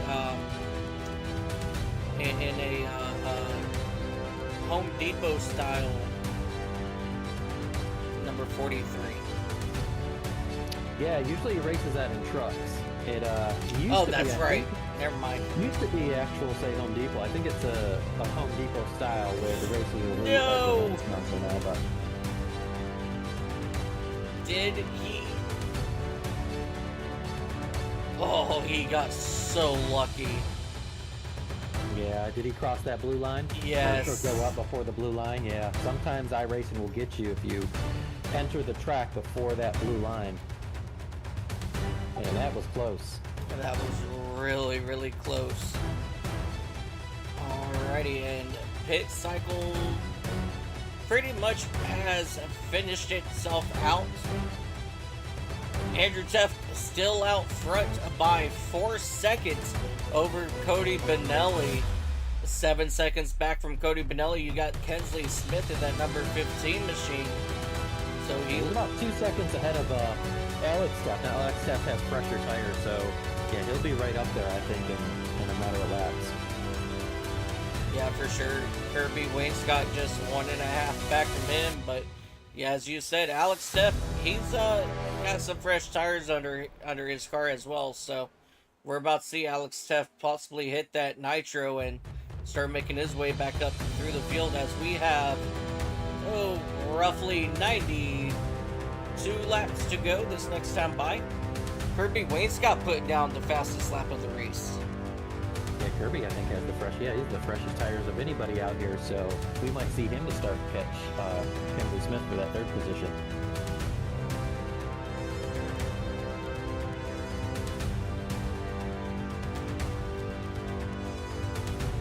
Taking a look here,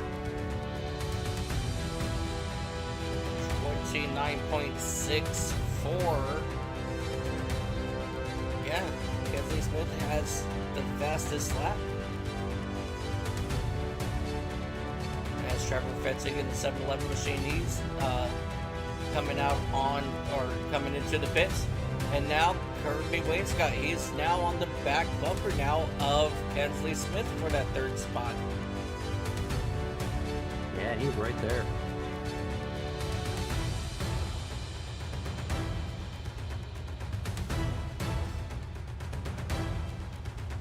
Here he comes now on the inside, on the exit of turn number 2.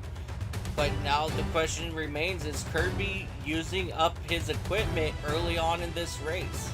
Or in this state, I should say. Yeah, Kirby, you can see he's getting down and touching that blue line. That's a good sign that he's saving if he can get his car to get that low, especially mid-turn. So I think Kirby has a really good line right now. He's just got the fresher tires than Kensley. Came in a few laps after him, and that does make a difference. But he's got to get around him here. He can't just hang up right below Kensley. He's got to be able to use the whole track to get the most out of his tires. So see if he can make this pass.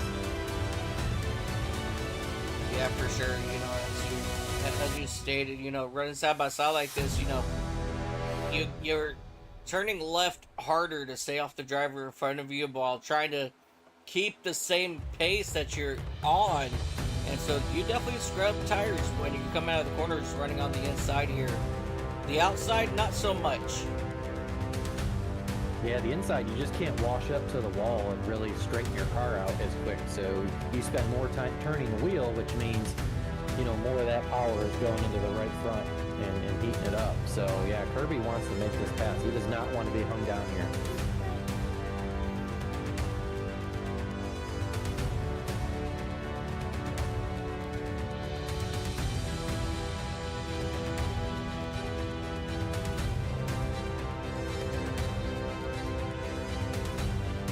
you can see he's pushing it.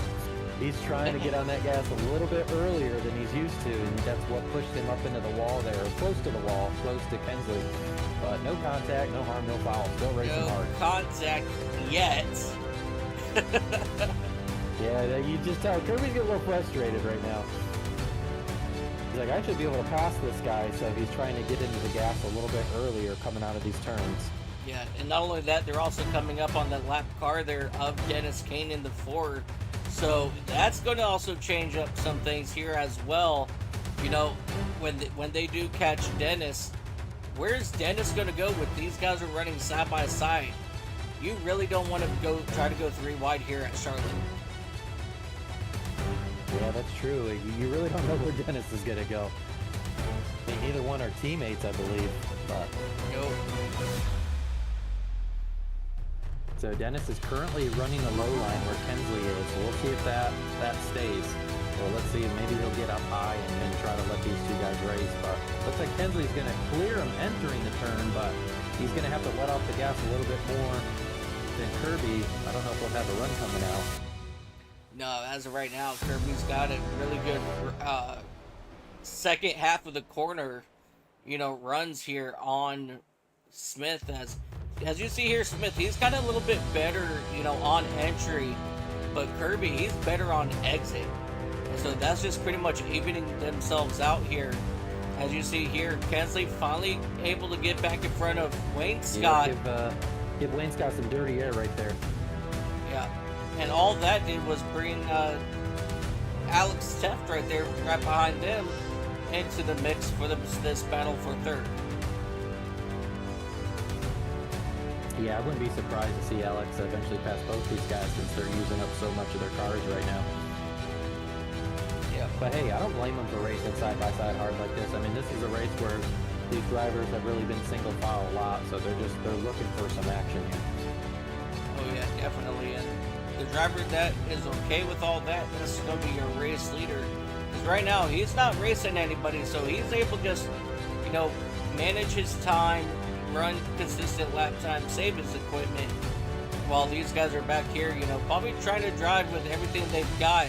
As you see Alex Teft work on the inside and pass teammate Kirby Wayne Scott as they dive back here into turn number 3.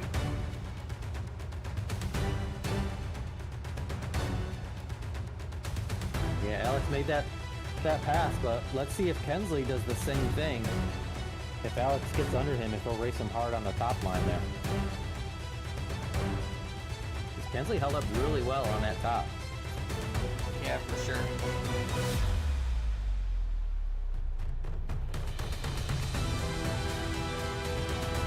Yeah, these drivers at this point, they're not going to give an inch, especially since they're battling for that last and final podium spot. So now's the time to make those moves.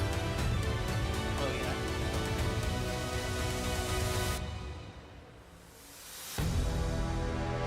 And now here comes Alex Teft working on the inside of Kensley now.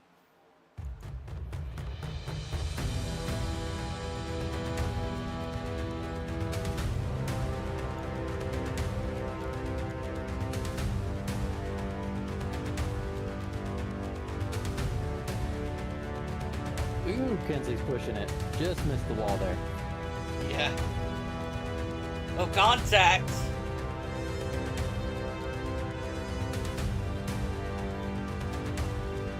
Alex Teft trying to use up that side draft as much as he can.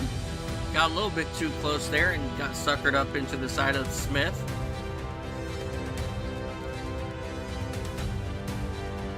Out of turn number 4, Smith still holding strong on that outside lane. Teft, he is still looking to try to complete the pass. And Wayne Scott's back here saying, all right, guys, go ahead and run side by side and crash. I'll be all right with that. Teft, he will finally clear Smith on the exit of turn 2. And now Smith is just going to chill out right now back in that 4th position. That makes me wonder what kind of resurge that's going to give Kirby to try to make a run here on Kensley now for that 4th spot. Yeah, I mean, I think Kirby can do it. He's got the freshest tires of anybody out here, so if he can just make it stick in that line. You saw he was really pushing it last time, almost drifting up into Kensley there. You just got to find a line that can stick, and maybe if he can get on the outside, but I don't think Kensley's going to give him the outside.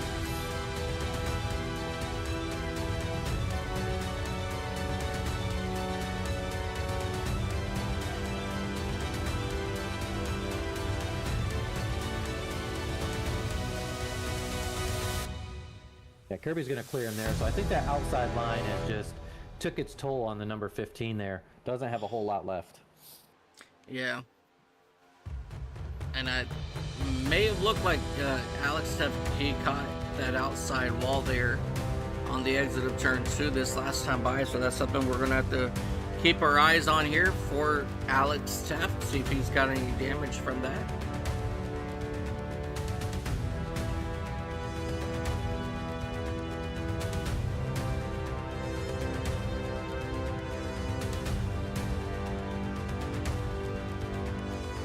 But the good news is for all you NASCAR fans, we will be done in time for the start of the All-Star race, which I think is 1 o'clock Eastern. Yeah, so just about 1 hour from now. Oh, Kensley Smith getting into the outside wall there. Yeah, we have just about 75 laps to go here at Charlotte Motor Speedway. And with these guys running just about 30-second lap times, we will be done in probably just about 30 minutes or so at this rate. Yeah, great pace by these drivers today.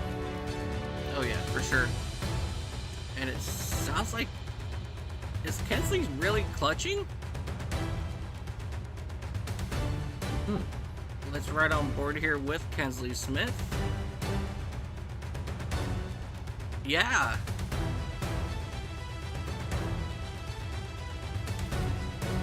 I mean, I would kind of expect this, you know, in the next run, but he is actually clutching on both sides of the track.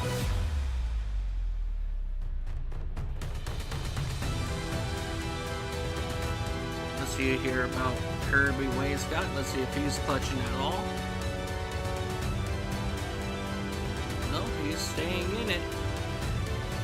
How about your race leader of Andrew Teff? Let's find out if he's clutching at all.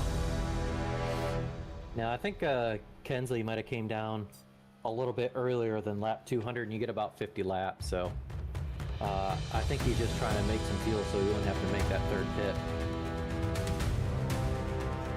Or second pit for what's left.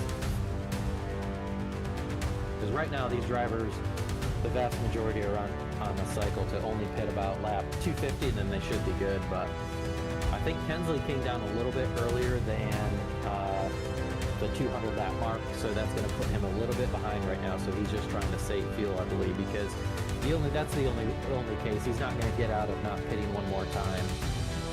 Just way too many laps to make up at that point, but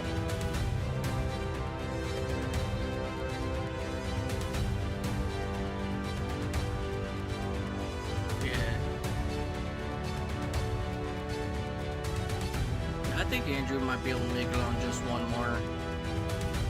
yeah, all these drivers, I think you're gonna see them come down about lap 250. We saw earlier in the race some drivers could push it to about 52, 53 laps as well. So I think all these drivers are right on pace to have one more pit stop.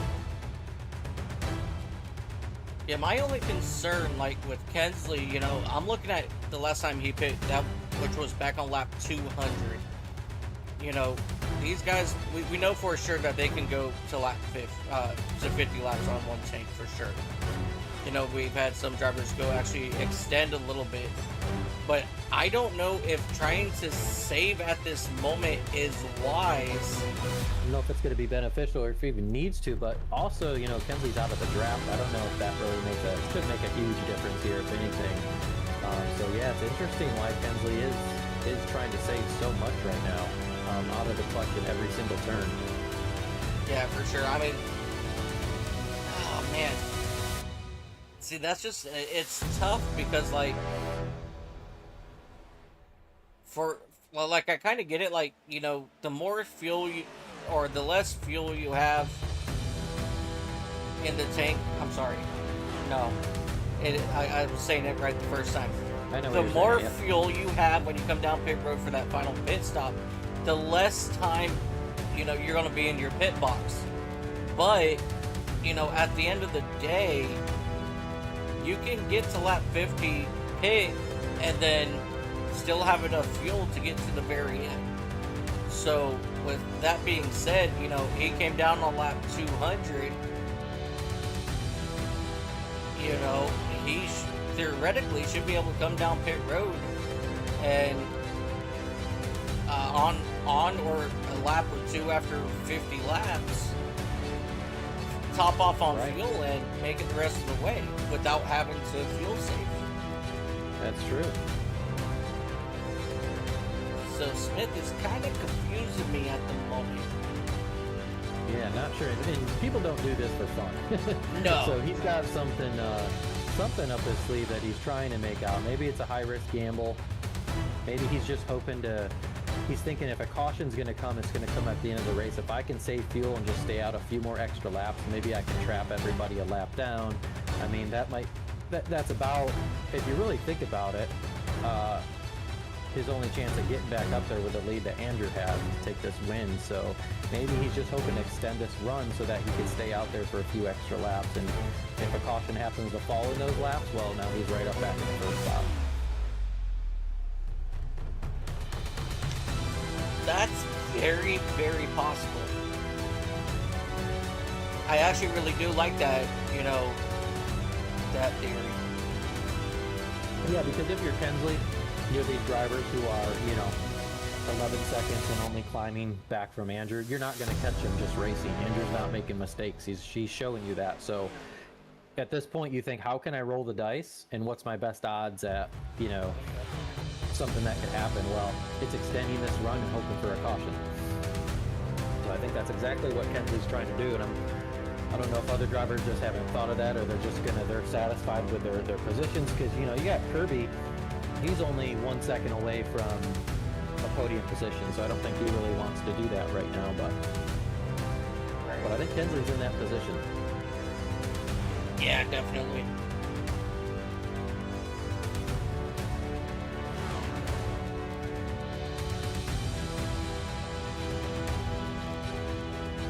Just gonna come back here real quick to Kensley. Yeah, he's still punching it.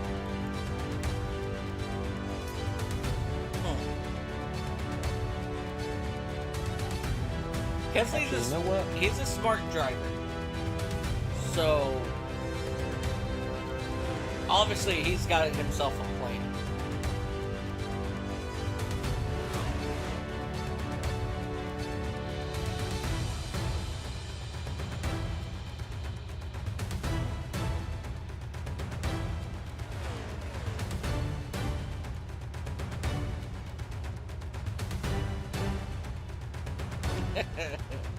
We do have Brandon. I think he's going down to talk to Kensley, see what the plan is, and then we're going to get that update here. All right, well, I was able to jump in with Kensley there in the car radio really quick. So, you remember back when he was battling with Kirby? Yes.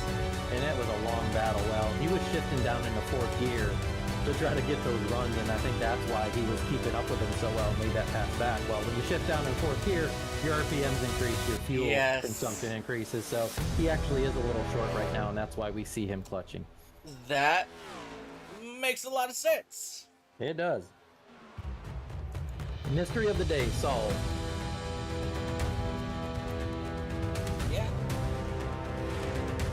Definitely makes a lot more sense now, and thank you for being my pit reporter to go see what's going on with that. But while that's been happening, Andrew Teff has just increased his lead. He's now just under 10 seconds on the second place of the 19 Cody Benelli. But I think Alex Teff is slowly approaching that second place spot, and Kirby Wainscott is right behind him. Yeah, definitely is. It's now 5 seconds between Cody Benelli and Alex Teft. And, you know, like I said, you know, Kirby, he's right there behind Teft, so. But we are anticipating some green flag pit stops here in the next 7 laps or so. As I'm taking a look here. I know Brian LaPratt, he just came down back on lap 232. He's going to have to pit at least one more time. I don't think he's going to be able to stretch it out to, let me see, what, 58 laps.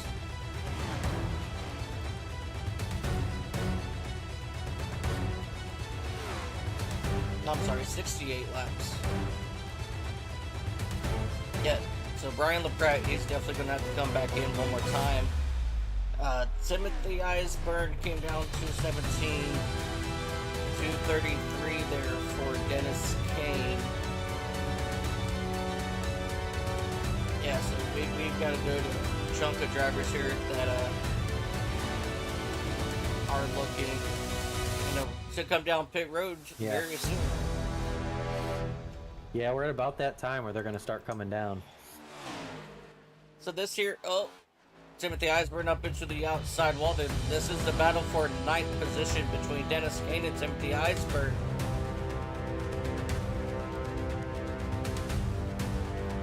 Dennis Kane, he's going to make quick, easy work of it because of those fresh tires.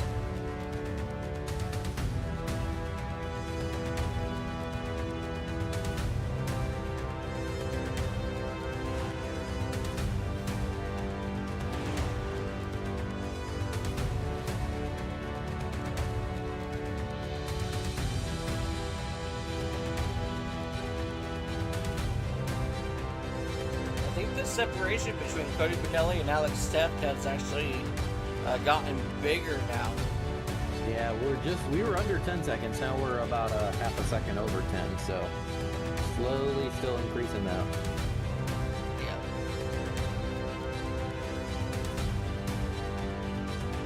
But Alex Teft is, I think he was 5 seconds. He's about 4 seconds behind Benelli for that second spot.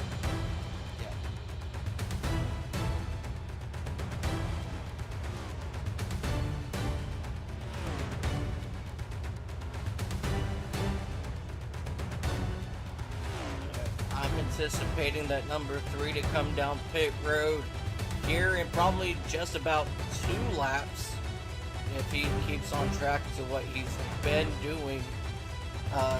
Truth Hook, I'm anticipating him coming down here in about 3 laps possibly. So just a couple things here that I'm keeping my eye out on.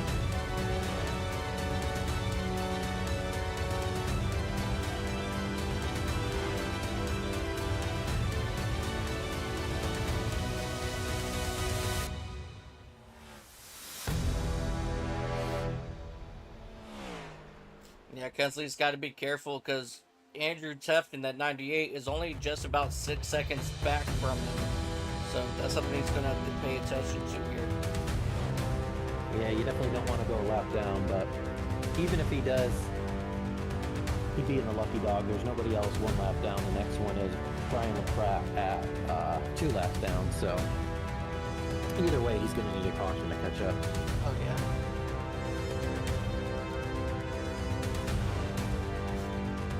Honestly, everybody at this point, they're hoping for a caution because I'm pretty sure that these guys are getting really, really tired here. Yeah, you know they're feeling it. Sweaty hands, tired, you name it. Probably have to use the restroom, hungry.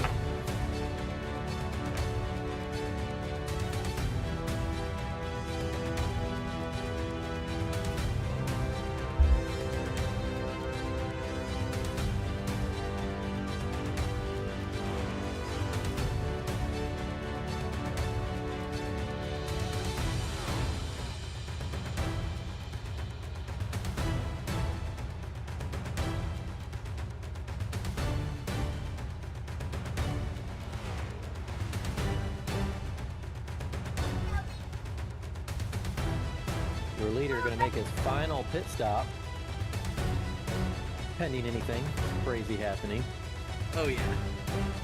Here he comes.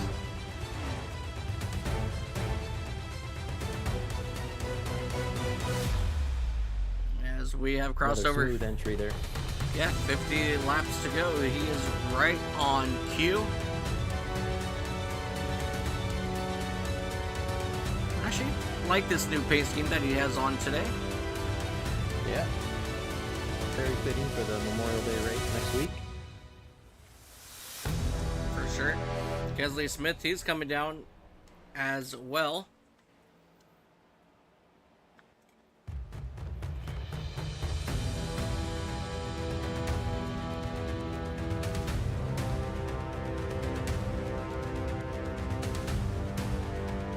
Do you plan on running the iRacing Coke 600?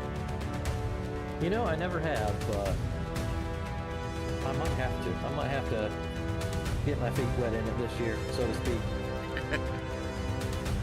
Definitely a lot of fun as we see Kirby Wainscott now coming down pit road. And as of right now, everybody's hitting their marks, staying out of trouble.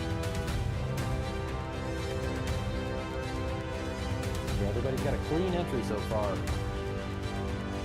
But that is key. No! Oh, as I Alex Teft got hit with speeding in pits, and I think he might have made contact with that pit wall on the outside. Let's take a look here as he's coming through turns 3 and 4. Coming down way too fast. Way too fast. Oh. That's intentional, I think, going in the wall, just trying to slow your car down, not get a penalty. But yeah, too late there on that tough break. He was running really hard. Yeah, that's going to drop him back in the standings here. Kirby Wainscott's finally getting around him, so he's probably going to come back out right around with where Brian LaPrade is, back in that 6th position, maybe. We'll have to wait to find out here. And I'm looking, everybody has made their final pit stop for the most part. Yeah, see, Brian LaPrade was actually able to get around Alex, and so Alex is going to be a good 5, 6, 7 seconds back. No, 16 seconds back, I'm sorry. Oh, man, real tough break there for Alex. Yeah. Yeah, running really strong. Had a really good chance to snag that 3rd podium spot at the least. Yeah. But that's going to put 4 cars on the lead lap. Andrew Teff, Cody Benelli, Kirby Wainscott, and Kensley Smith. But right now, everybody's pretty much 7 seconds or more separation between each other. So this pretty much here is probably going to be your finishing order, unless if for some odd reason a caution were to come out. You never know. Yeah. It ain't over till it's over. Absolutely, as I am showing 4 cars currently have retired from the race. Alex Gates in that 77, Truth Hoke in the 55, Troy Thomas in the 88, and Jonathan Stidham, he retired back on lap 159.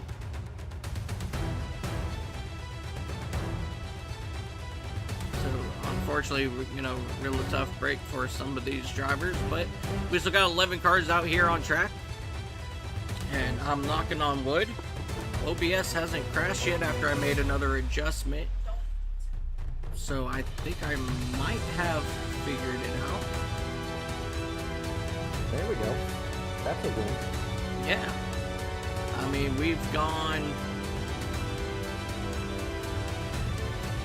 maybe a good 75 laps already without it crashing, so this is the longest it's gone without crash. So again, I think I might have figured out my problem.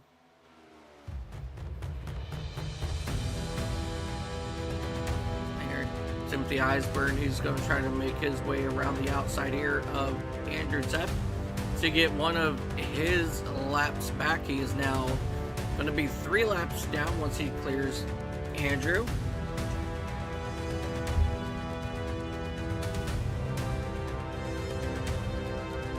My music is on again? Why is my music on again? It's like whack-a-mole. You know, you fix one thing and there goes another thing. Good old classic whack-a-mole.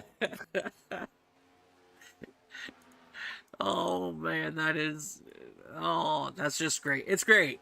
We're having a good time. It's fun. We're having Nothing wrong with a fun. little music.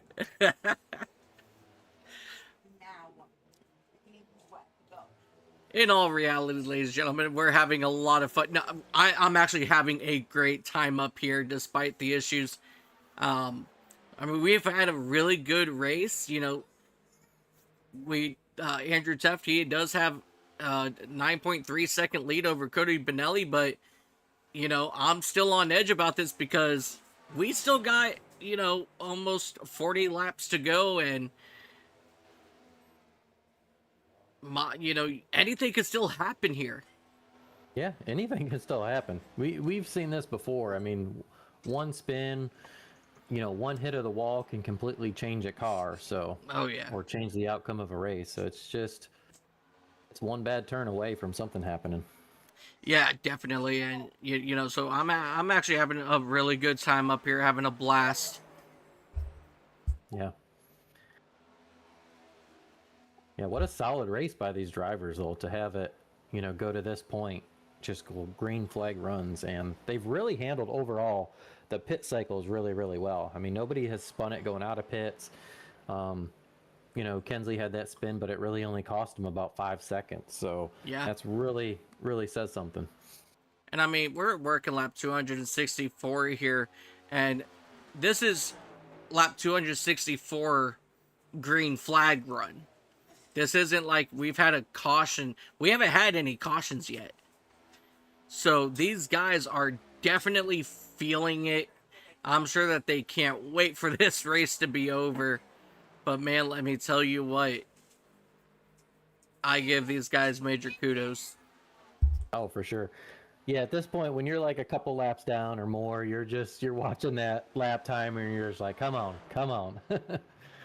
You're ready just to stand up and stretch, because sitting in that seat for so long can be taxing in itself.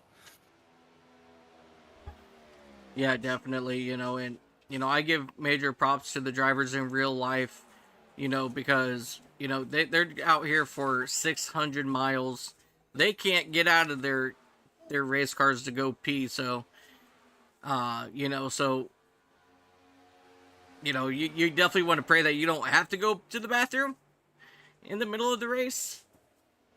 But yeah, you know, yeah, I'm pretty. They don't have the opportunity to hide some snacks next to them either, or turn on the AC when it gets too hot. So, yeah, a lot more to deal with in real life, but still nonetheless, Yeah, not the fun part of this experience. Okay, it's part of the race.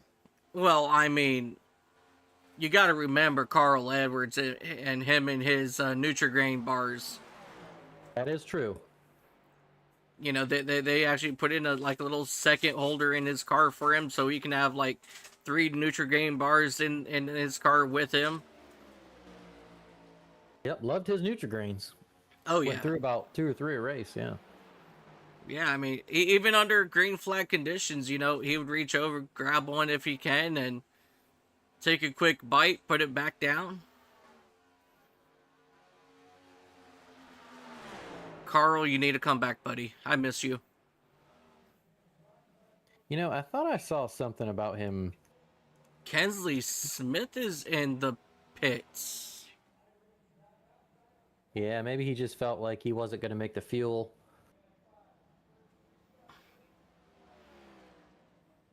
And, but I mean, his recent pit was. It was.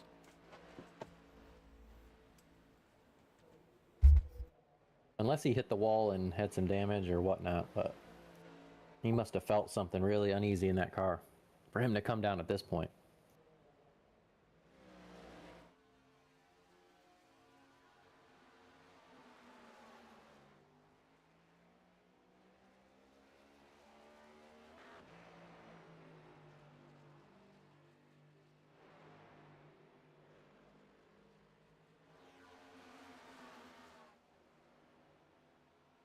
Yeah, well, he came down, got 4 fresh tires on his car, and he is now sitting 2 laps back.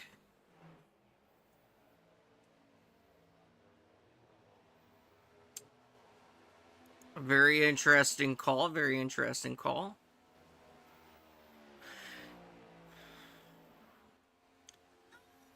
Well, we've crossed over to 30 laps to go for Andrew Teft.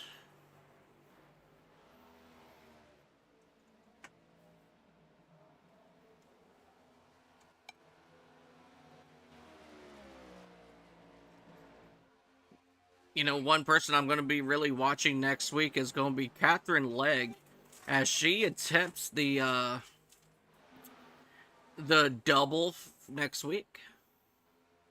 Yeah, I heard about that. I really haven't read up on, her and her story, but yeah, it's getting a lot of attention right now for sure. Yeah. I believe Catherine Legg, she does come out of the sports car universe of motorsports, and she started dabbling in IndyCar for about, in and out for about 10 years or so. Finally making her NASCAR debut just a couple seasons ago. Didn't have a really good run, unfortunately, but she's just one of those drivers that she loves racing, and she'll drive anything at this point. And so she announced last week that she's going to do the double header for the Indy 500 and the Coke 600 in the same day. The first female to ever do so. Oh, wow. I thought maybe Danica didn't do the double, but I think she raced a little bit of both. Yep, yeah. So Danica, she did race both, but not in the same year. Okay. Yeah. So yeah, so Catherine Legg, she's gonna be the first woman to attempt a double in the same day.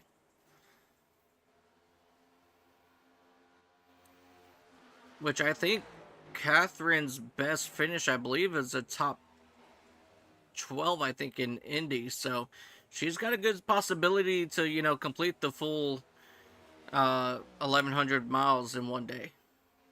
Yeah, she does.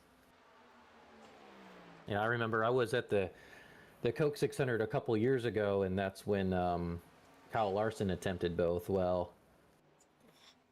unfortunately, the Indy 500 that year got delayed because of rain up in Indy, so he was late getting to the actual Coke 600 race, and I think it was Justin Allgaier that substituted for him. Well, there was a rain delay in Charlotte, and they helicoptered in Kyle Larson. He was ready to go, and then they called the race. Yeah. I was at that race, and it was odd because you have the jet dryers, and then you have the blowers. The blowers just simply blow air to try to blow the water off of the track, and then the jet dryers actually produce heat. They actually dry the track. Well, there was not a jet dryer in sight at that track. It was just blowers, and I think that's why they couldn't dry the track, because they had no heat at that point. And it was it was cooler in the evening. It just rained. Everything cooled off, and it just didn't have time to dry the track. But my thought was, how do you have potentially one of the biggest races of the year, and if not the biggest, and you don't have jet dryers? Yeah, that was odd. That is odd.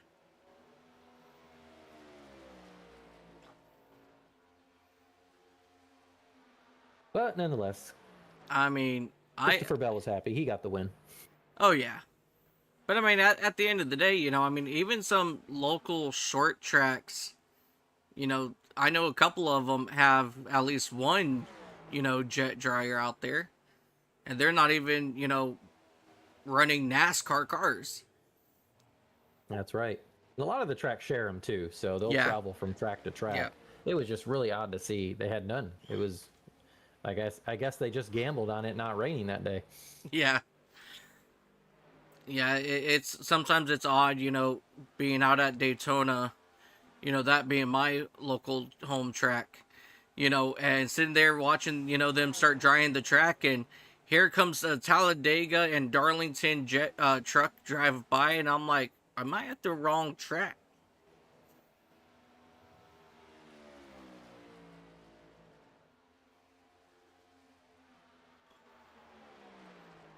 Yeah, unfortunately, a couple races I've been to have been a victim of the rain. That was the first one I've been to though that ended up being cut short. One time at Darlington, but we didn't start the race until I think it was about 10 p.m. I think it ended at around 1 a.m. That was a fun one. Oh yeah.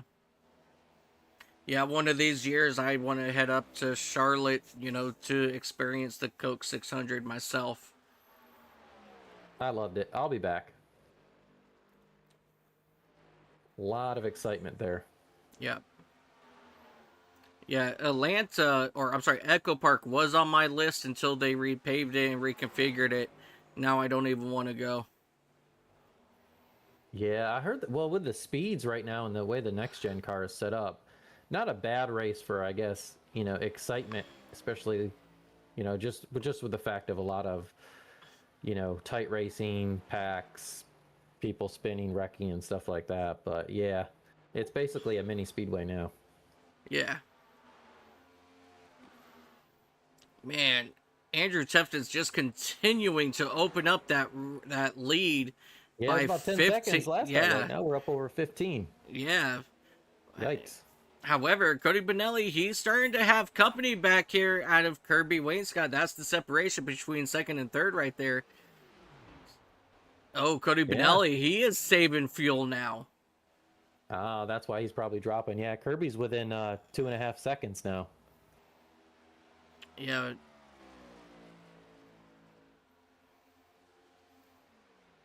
Yeah, so now 3 cars are on the lead lap.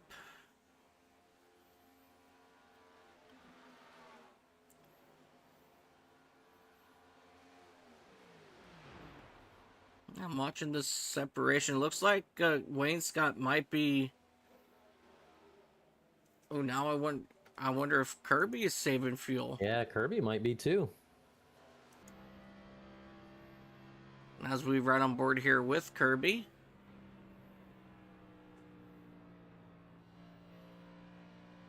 No, he's not clutching. He's good.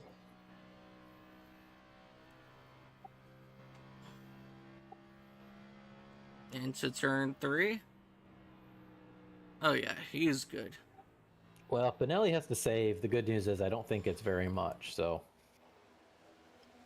Right. 15 laps to go, by the way, for our leaders.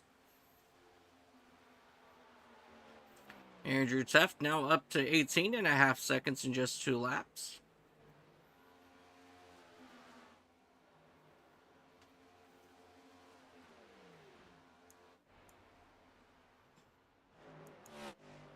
Oh man, this is going to be a tough break for Cody Benelli in that number 19 machine if Kirby Wainscott is able to catch him. Yeah, still running about 2.5 seconds. Really not a whole lot gaining there. He's going to have to really make up a couple tenths of a second each lap moving forward. Yeah. Yeah, Dennis Kane in that Ford machine, he is back down on pit road for his final pit stop.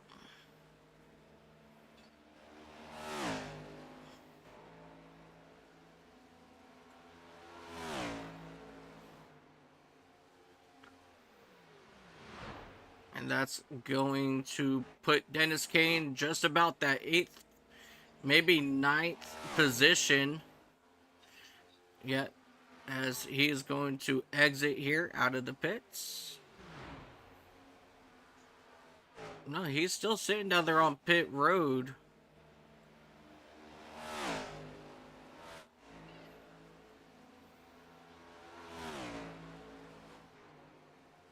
I think Dennis Kane might be calling it a race because he's still sitting down in his pit box. And Kirby Wainscott has not made any ground whatsoever on Cody Benelli. Yeah, not gaining ground. Yeah, I think Kane just said, you know, I'm already a few laps down. It's only one position to gain. So I think he's out at that point. But yeah, like you said, there's still kind of stalemate as far as the relative between Wainscott and Benelli. Yep. So right now it looks like Benelli, as long as he can hit his marks, he'll hang on to that second position. Yeah, for sure. But Cody Benelli, he did gain a second there on Andrew Teft. It was up at 18.5, but it's back down to 17 seconds. 10 laps to go, by the way.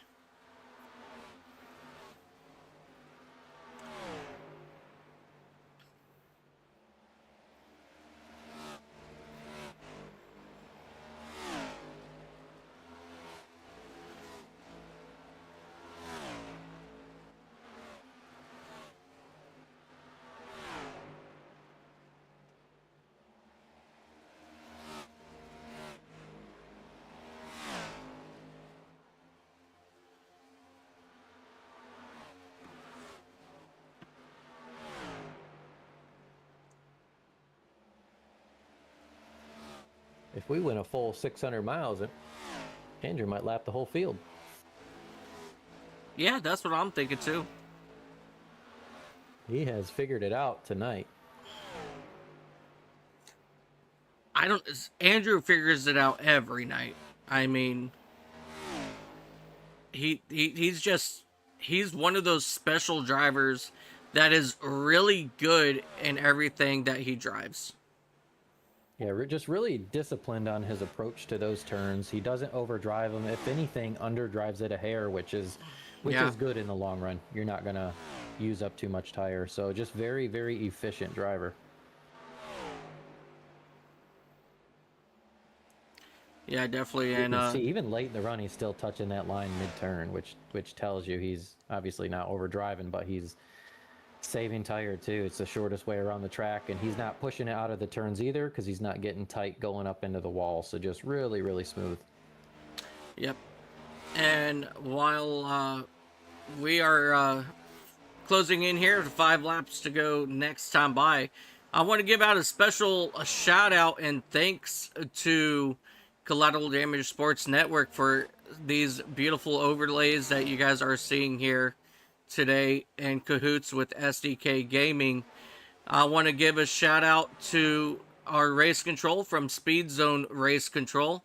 Christian Shriver is in the race control booth today, making all those hard decisions here today, which he's probably sleeping right now in his chair, but hey, it's been clean on track all race, so he's got an easy job here today. And we want to also thank iRacing for giving us a place to call home. And as always, want to thank Whiplash Sim Cams for giving us the beautiful shots that you get to see here today. So big thank you goes out to all of our sponsors, americatees.com as well. If you want to get some cool American t-shirts, some pretty funny t-shirts there as well, definitely get yours ordered. And then of course you can always head over to racerselite.com, check up on all of our news and schedules for the upcoming season that starts on next Tuesday. And you can also check out our apparel there as well. So, with that being said, we got 3 laps to go. Andrew Teft still holding strong, out to 19-second lead now. Yeah, who would have thought race control would have a an easy day at Charlotte with 300 laps. I didn't have that on my bingo card, but there it is. No. I definitely thought, we would at least have, 3 cautions today, to be honest. But no, we have pretty much gone flag to flag. And if Andrew Teft will take the white flag here, that means it will be 300 laps total for today, green flag racing. And here comes Andrew Teft now out of turn number 4. White flag is in the air.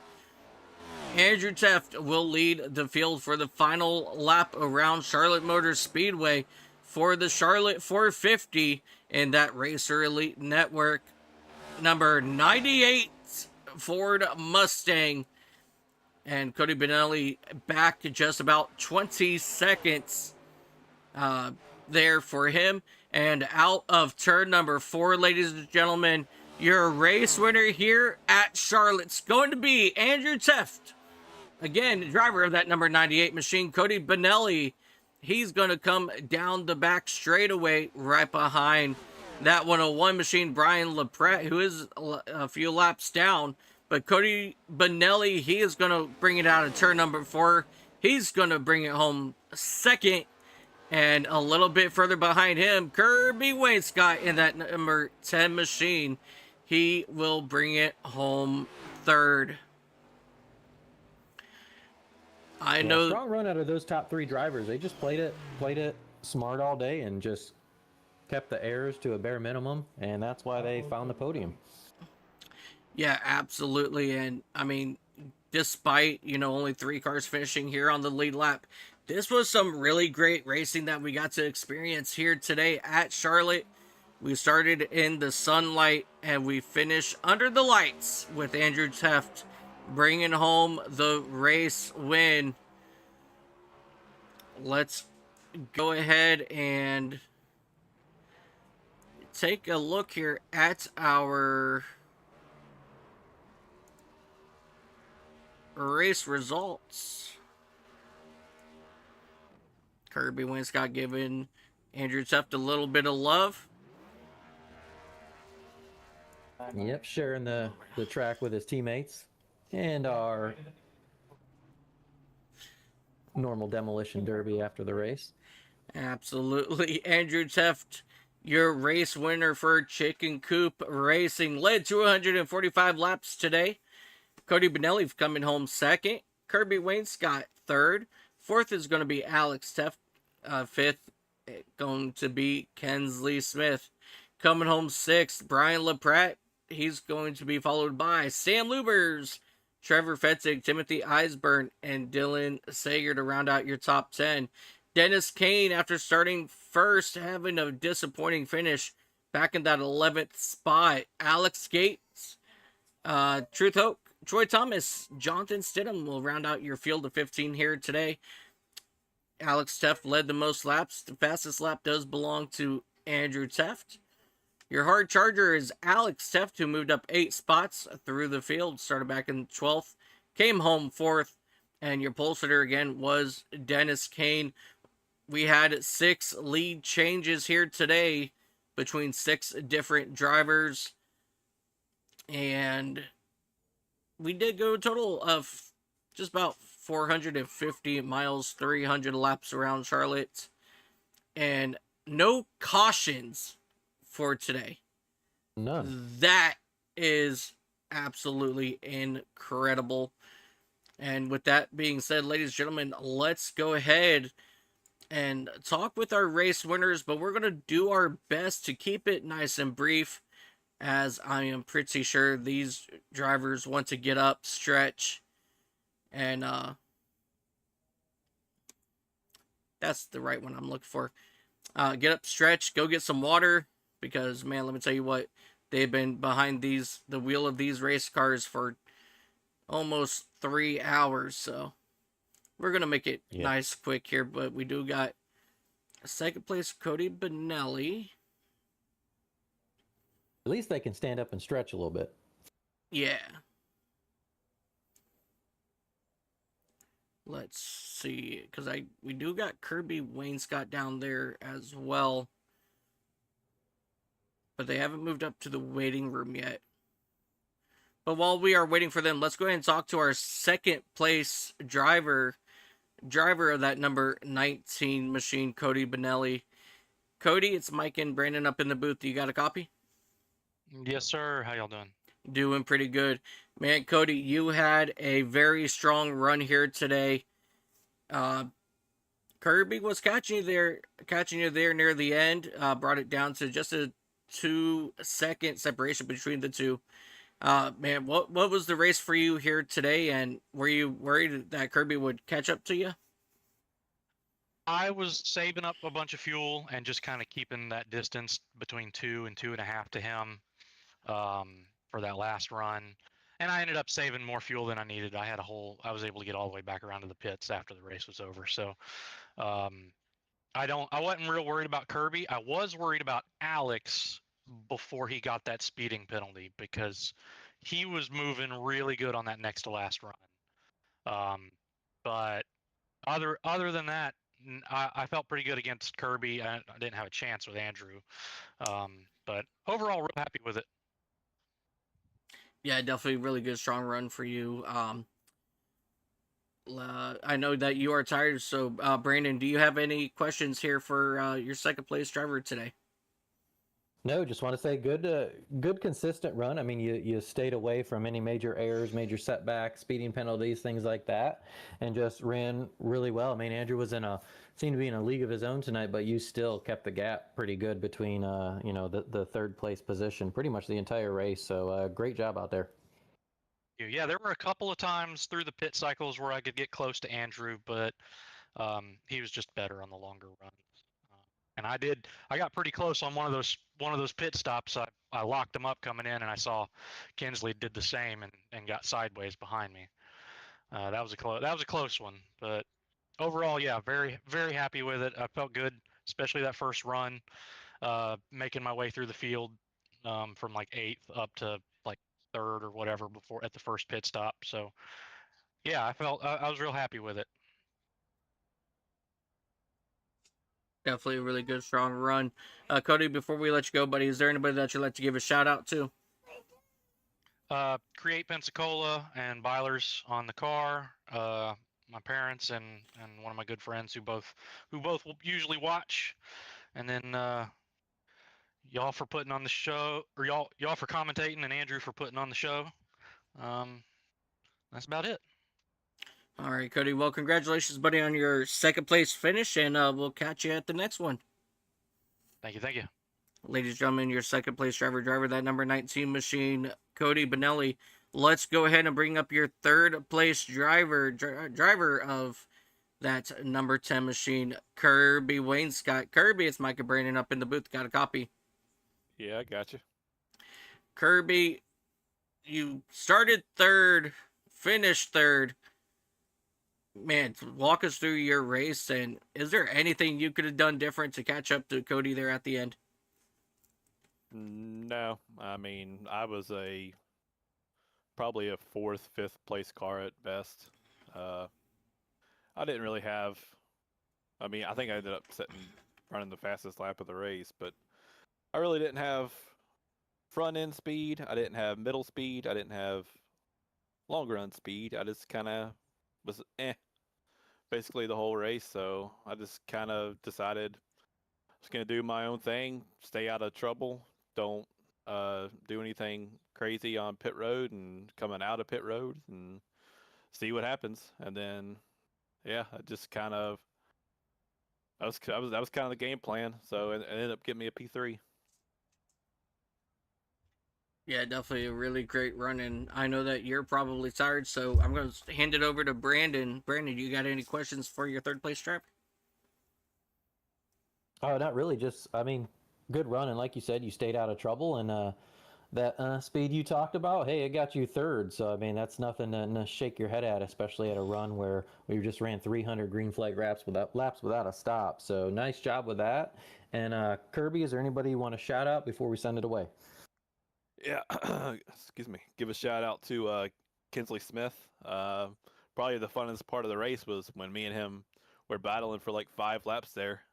That was a good dive. Everybody, everybody was talking about we haven't had a caution. I'm like, well, there might be one here in a minute.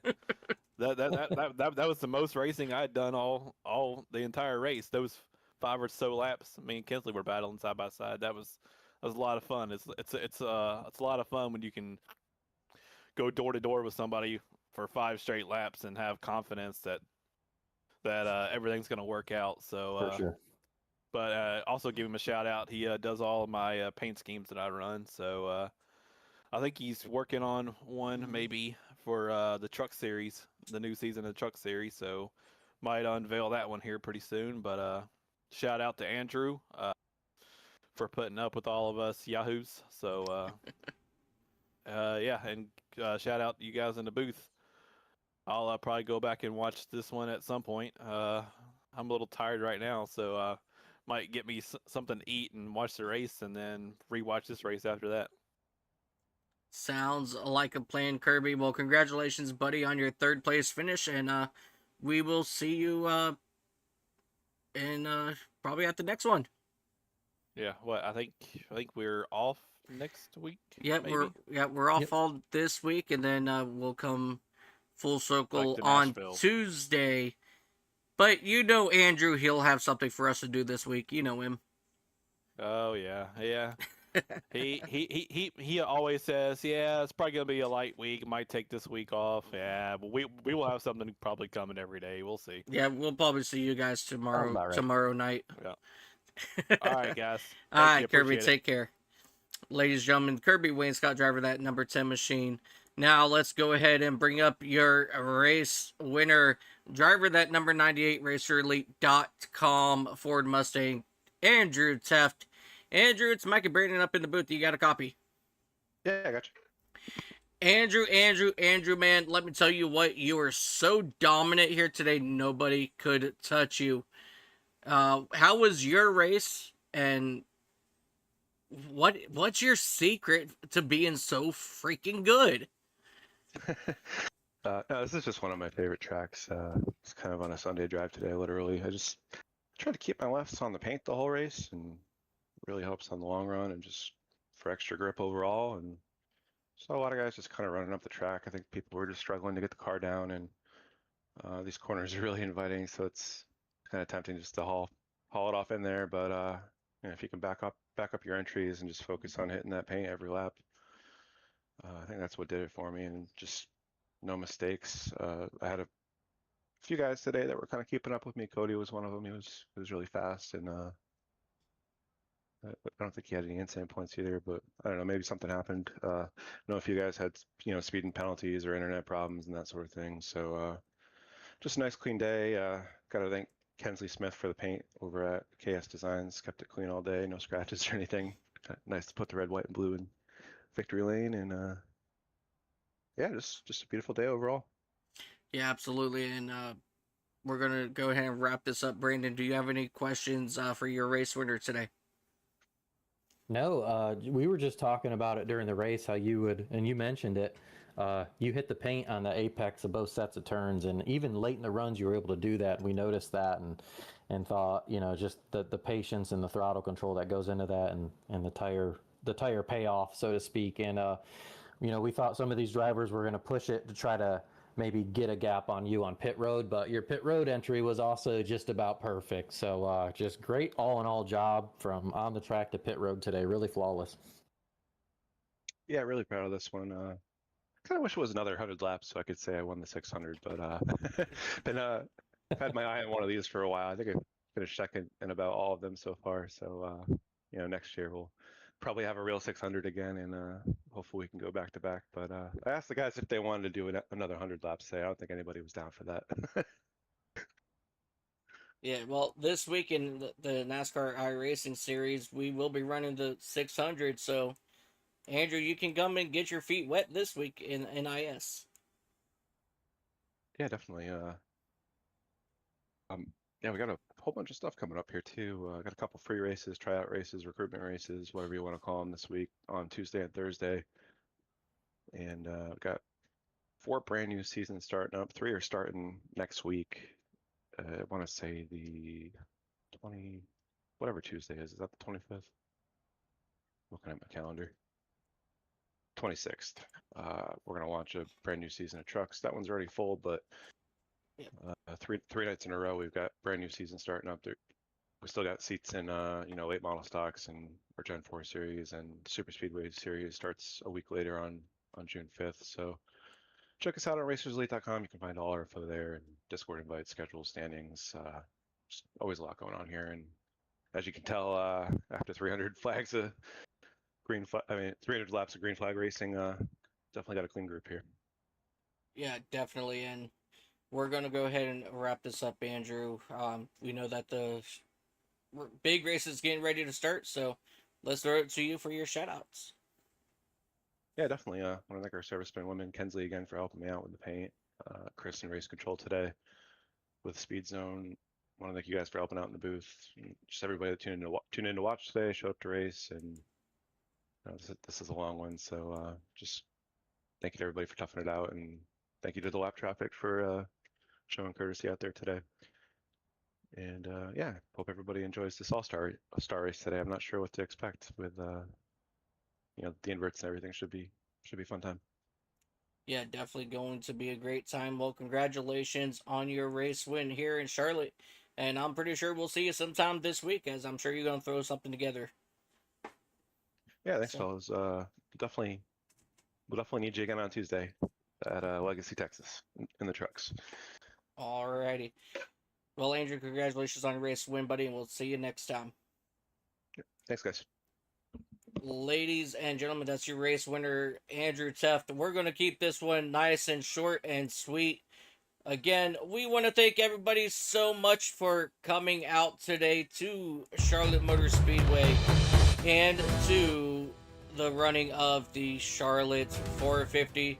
Huge congratulations to Andrew Teft on his race win here in Charlotte. And until next time, ladies and gentlemen, I'm Mike Taylor up here in the booth alongside the one, the only, Brandon Sanfilippo.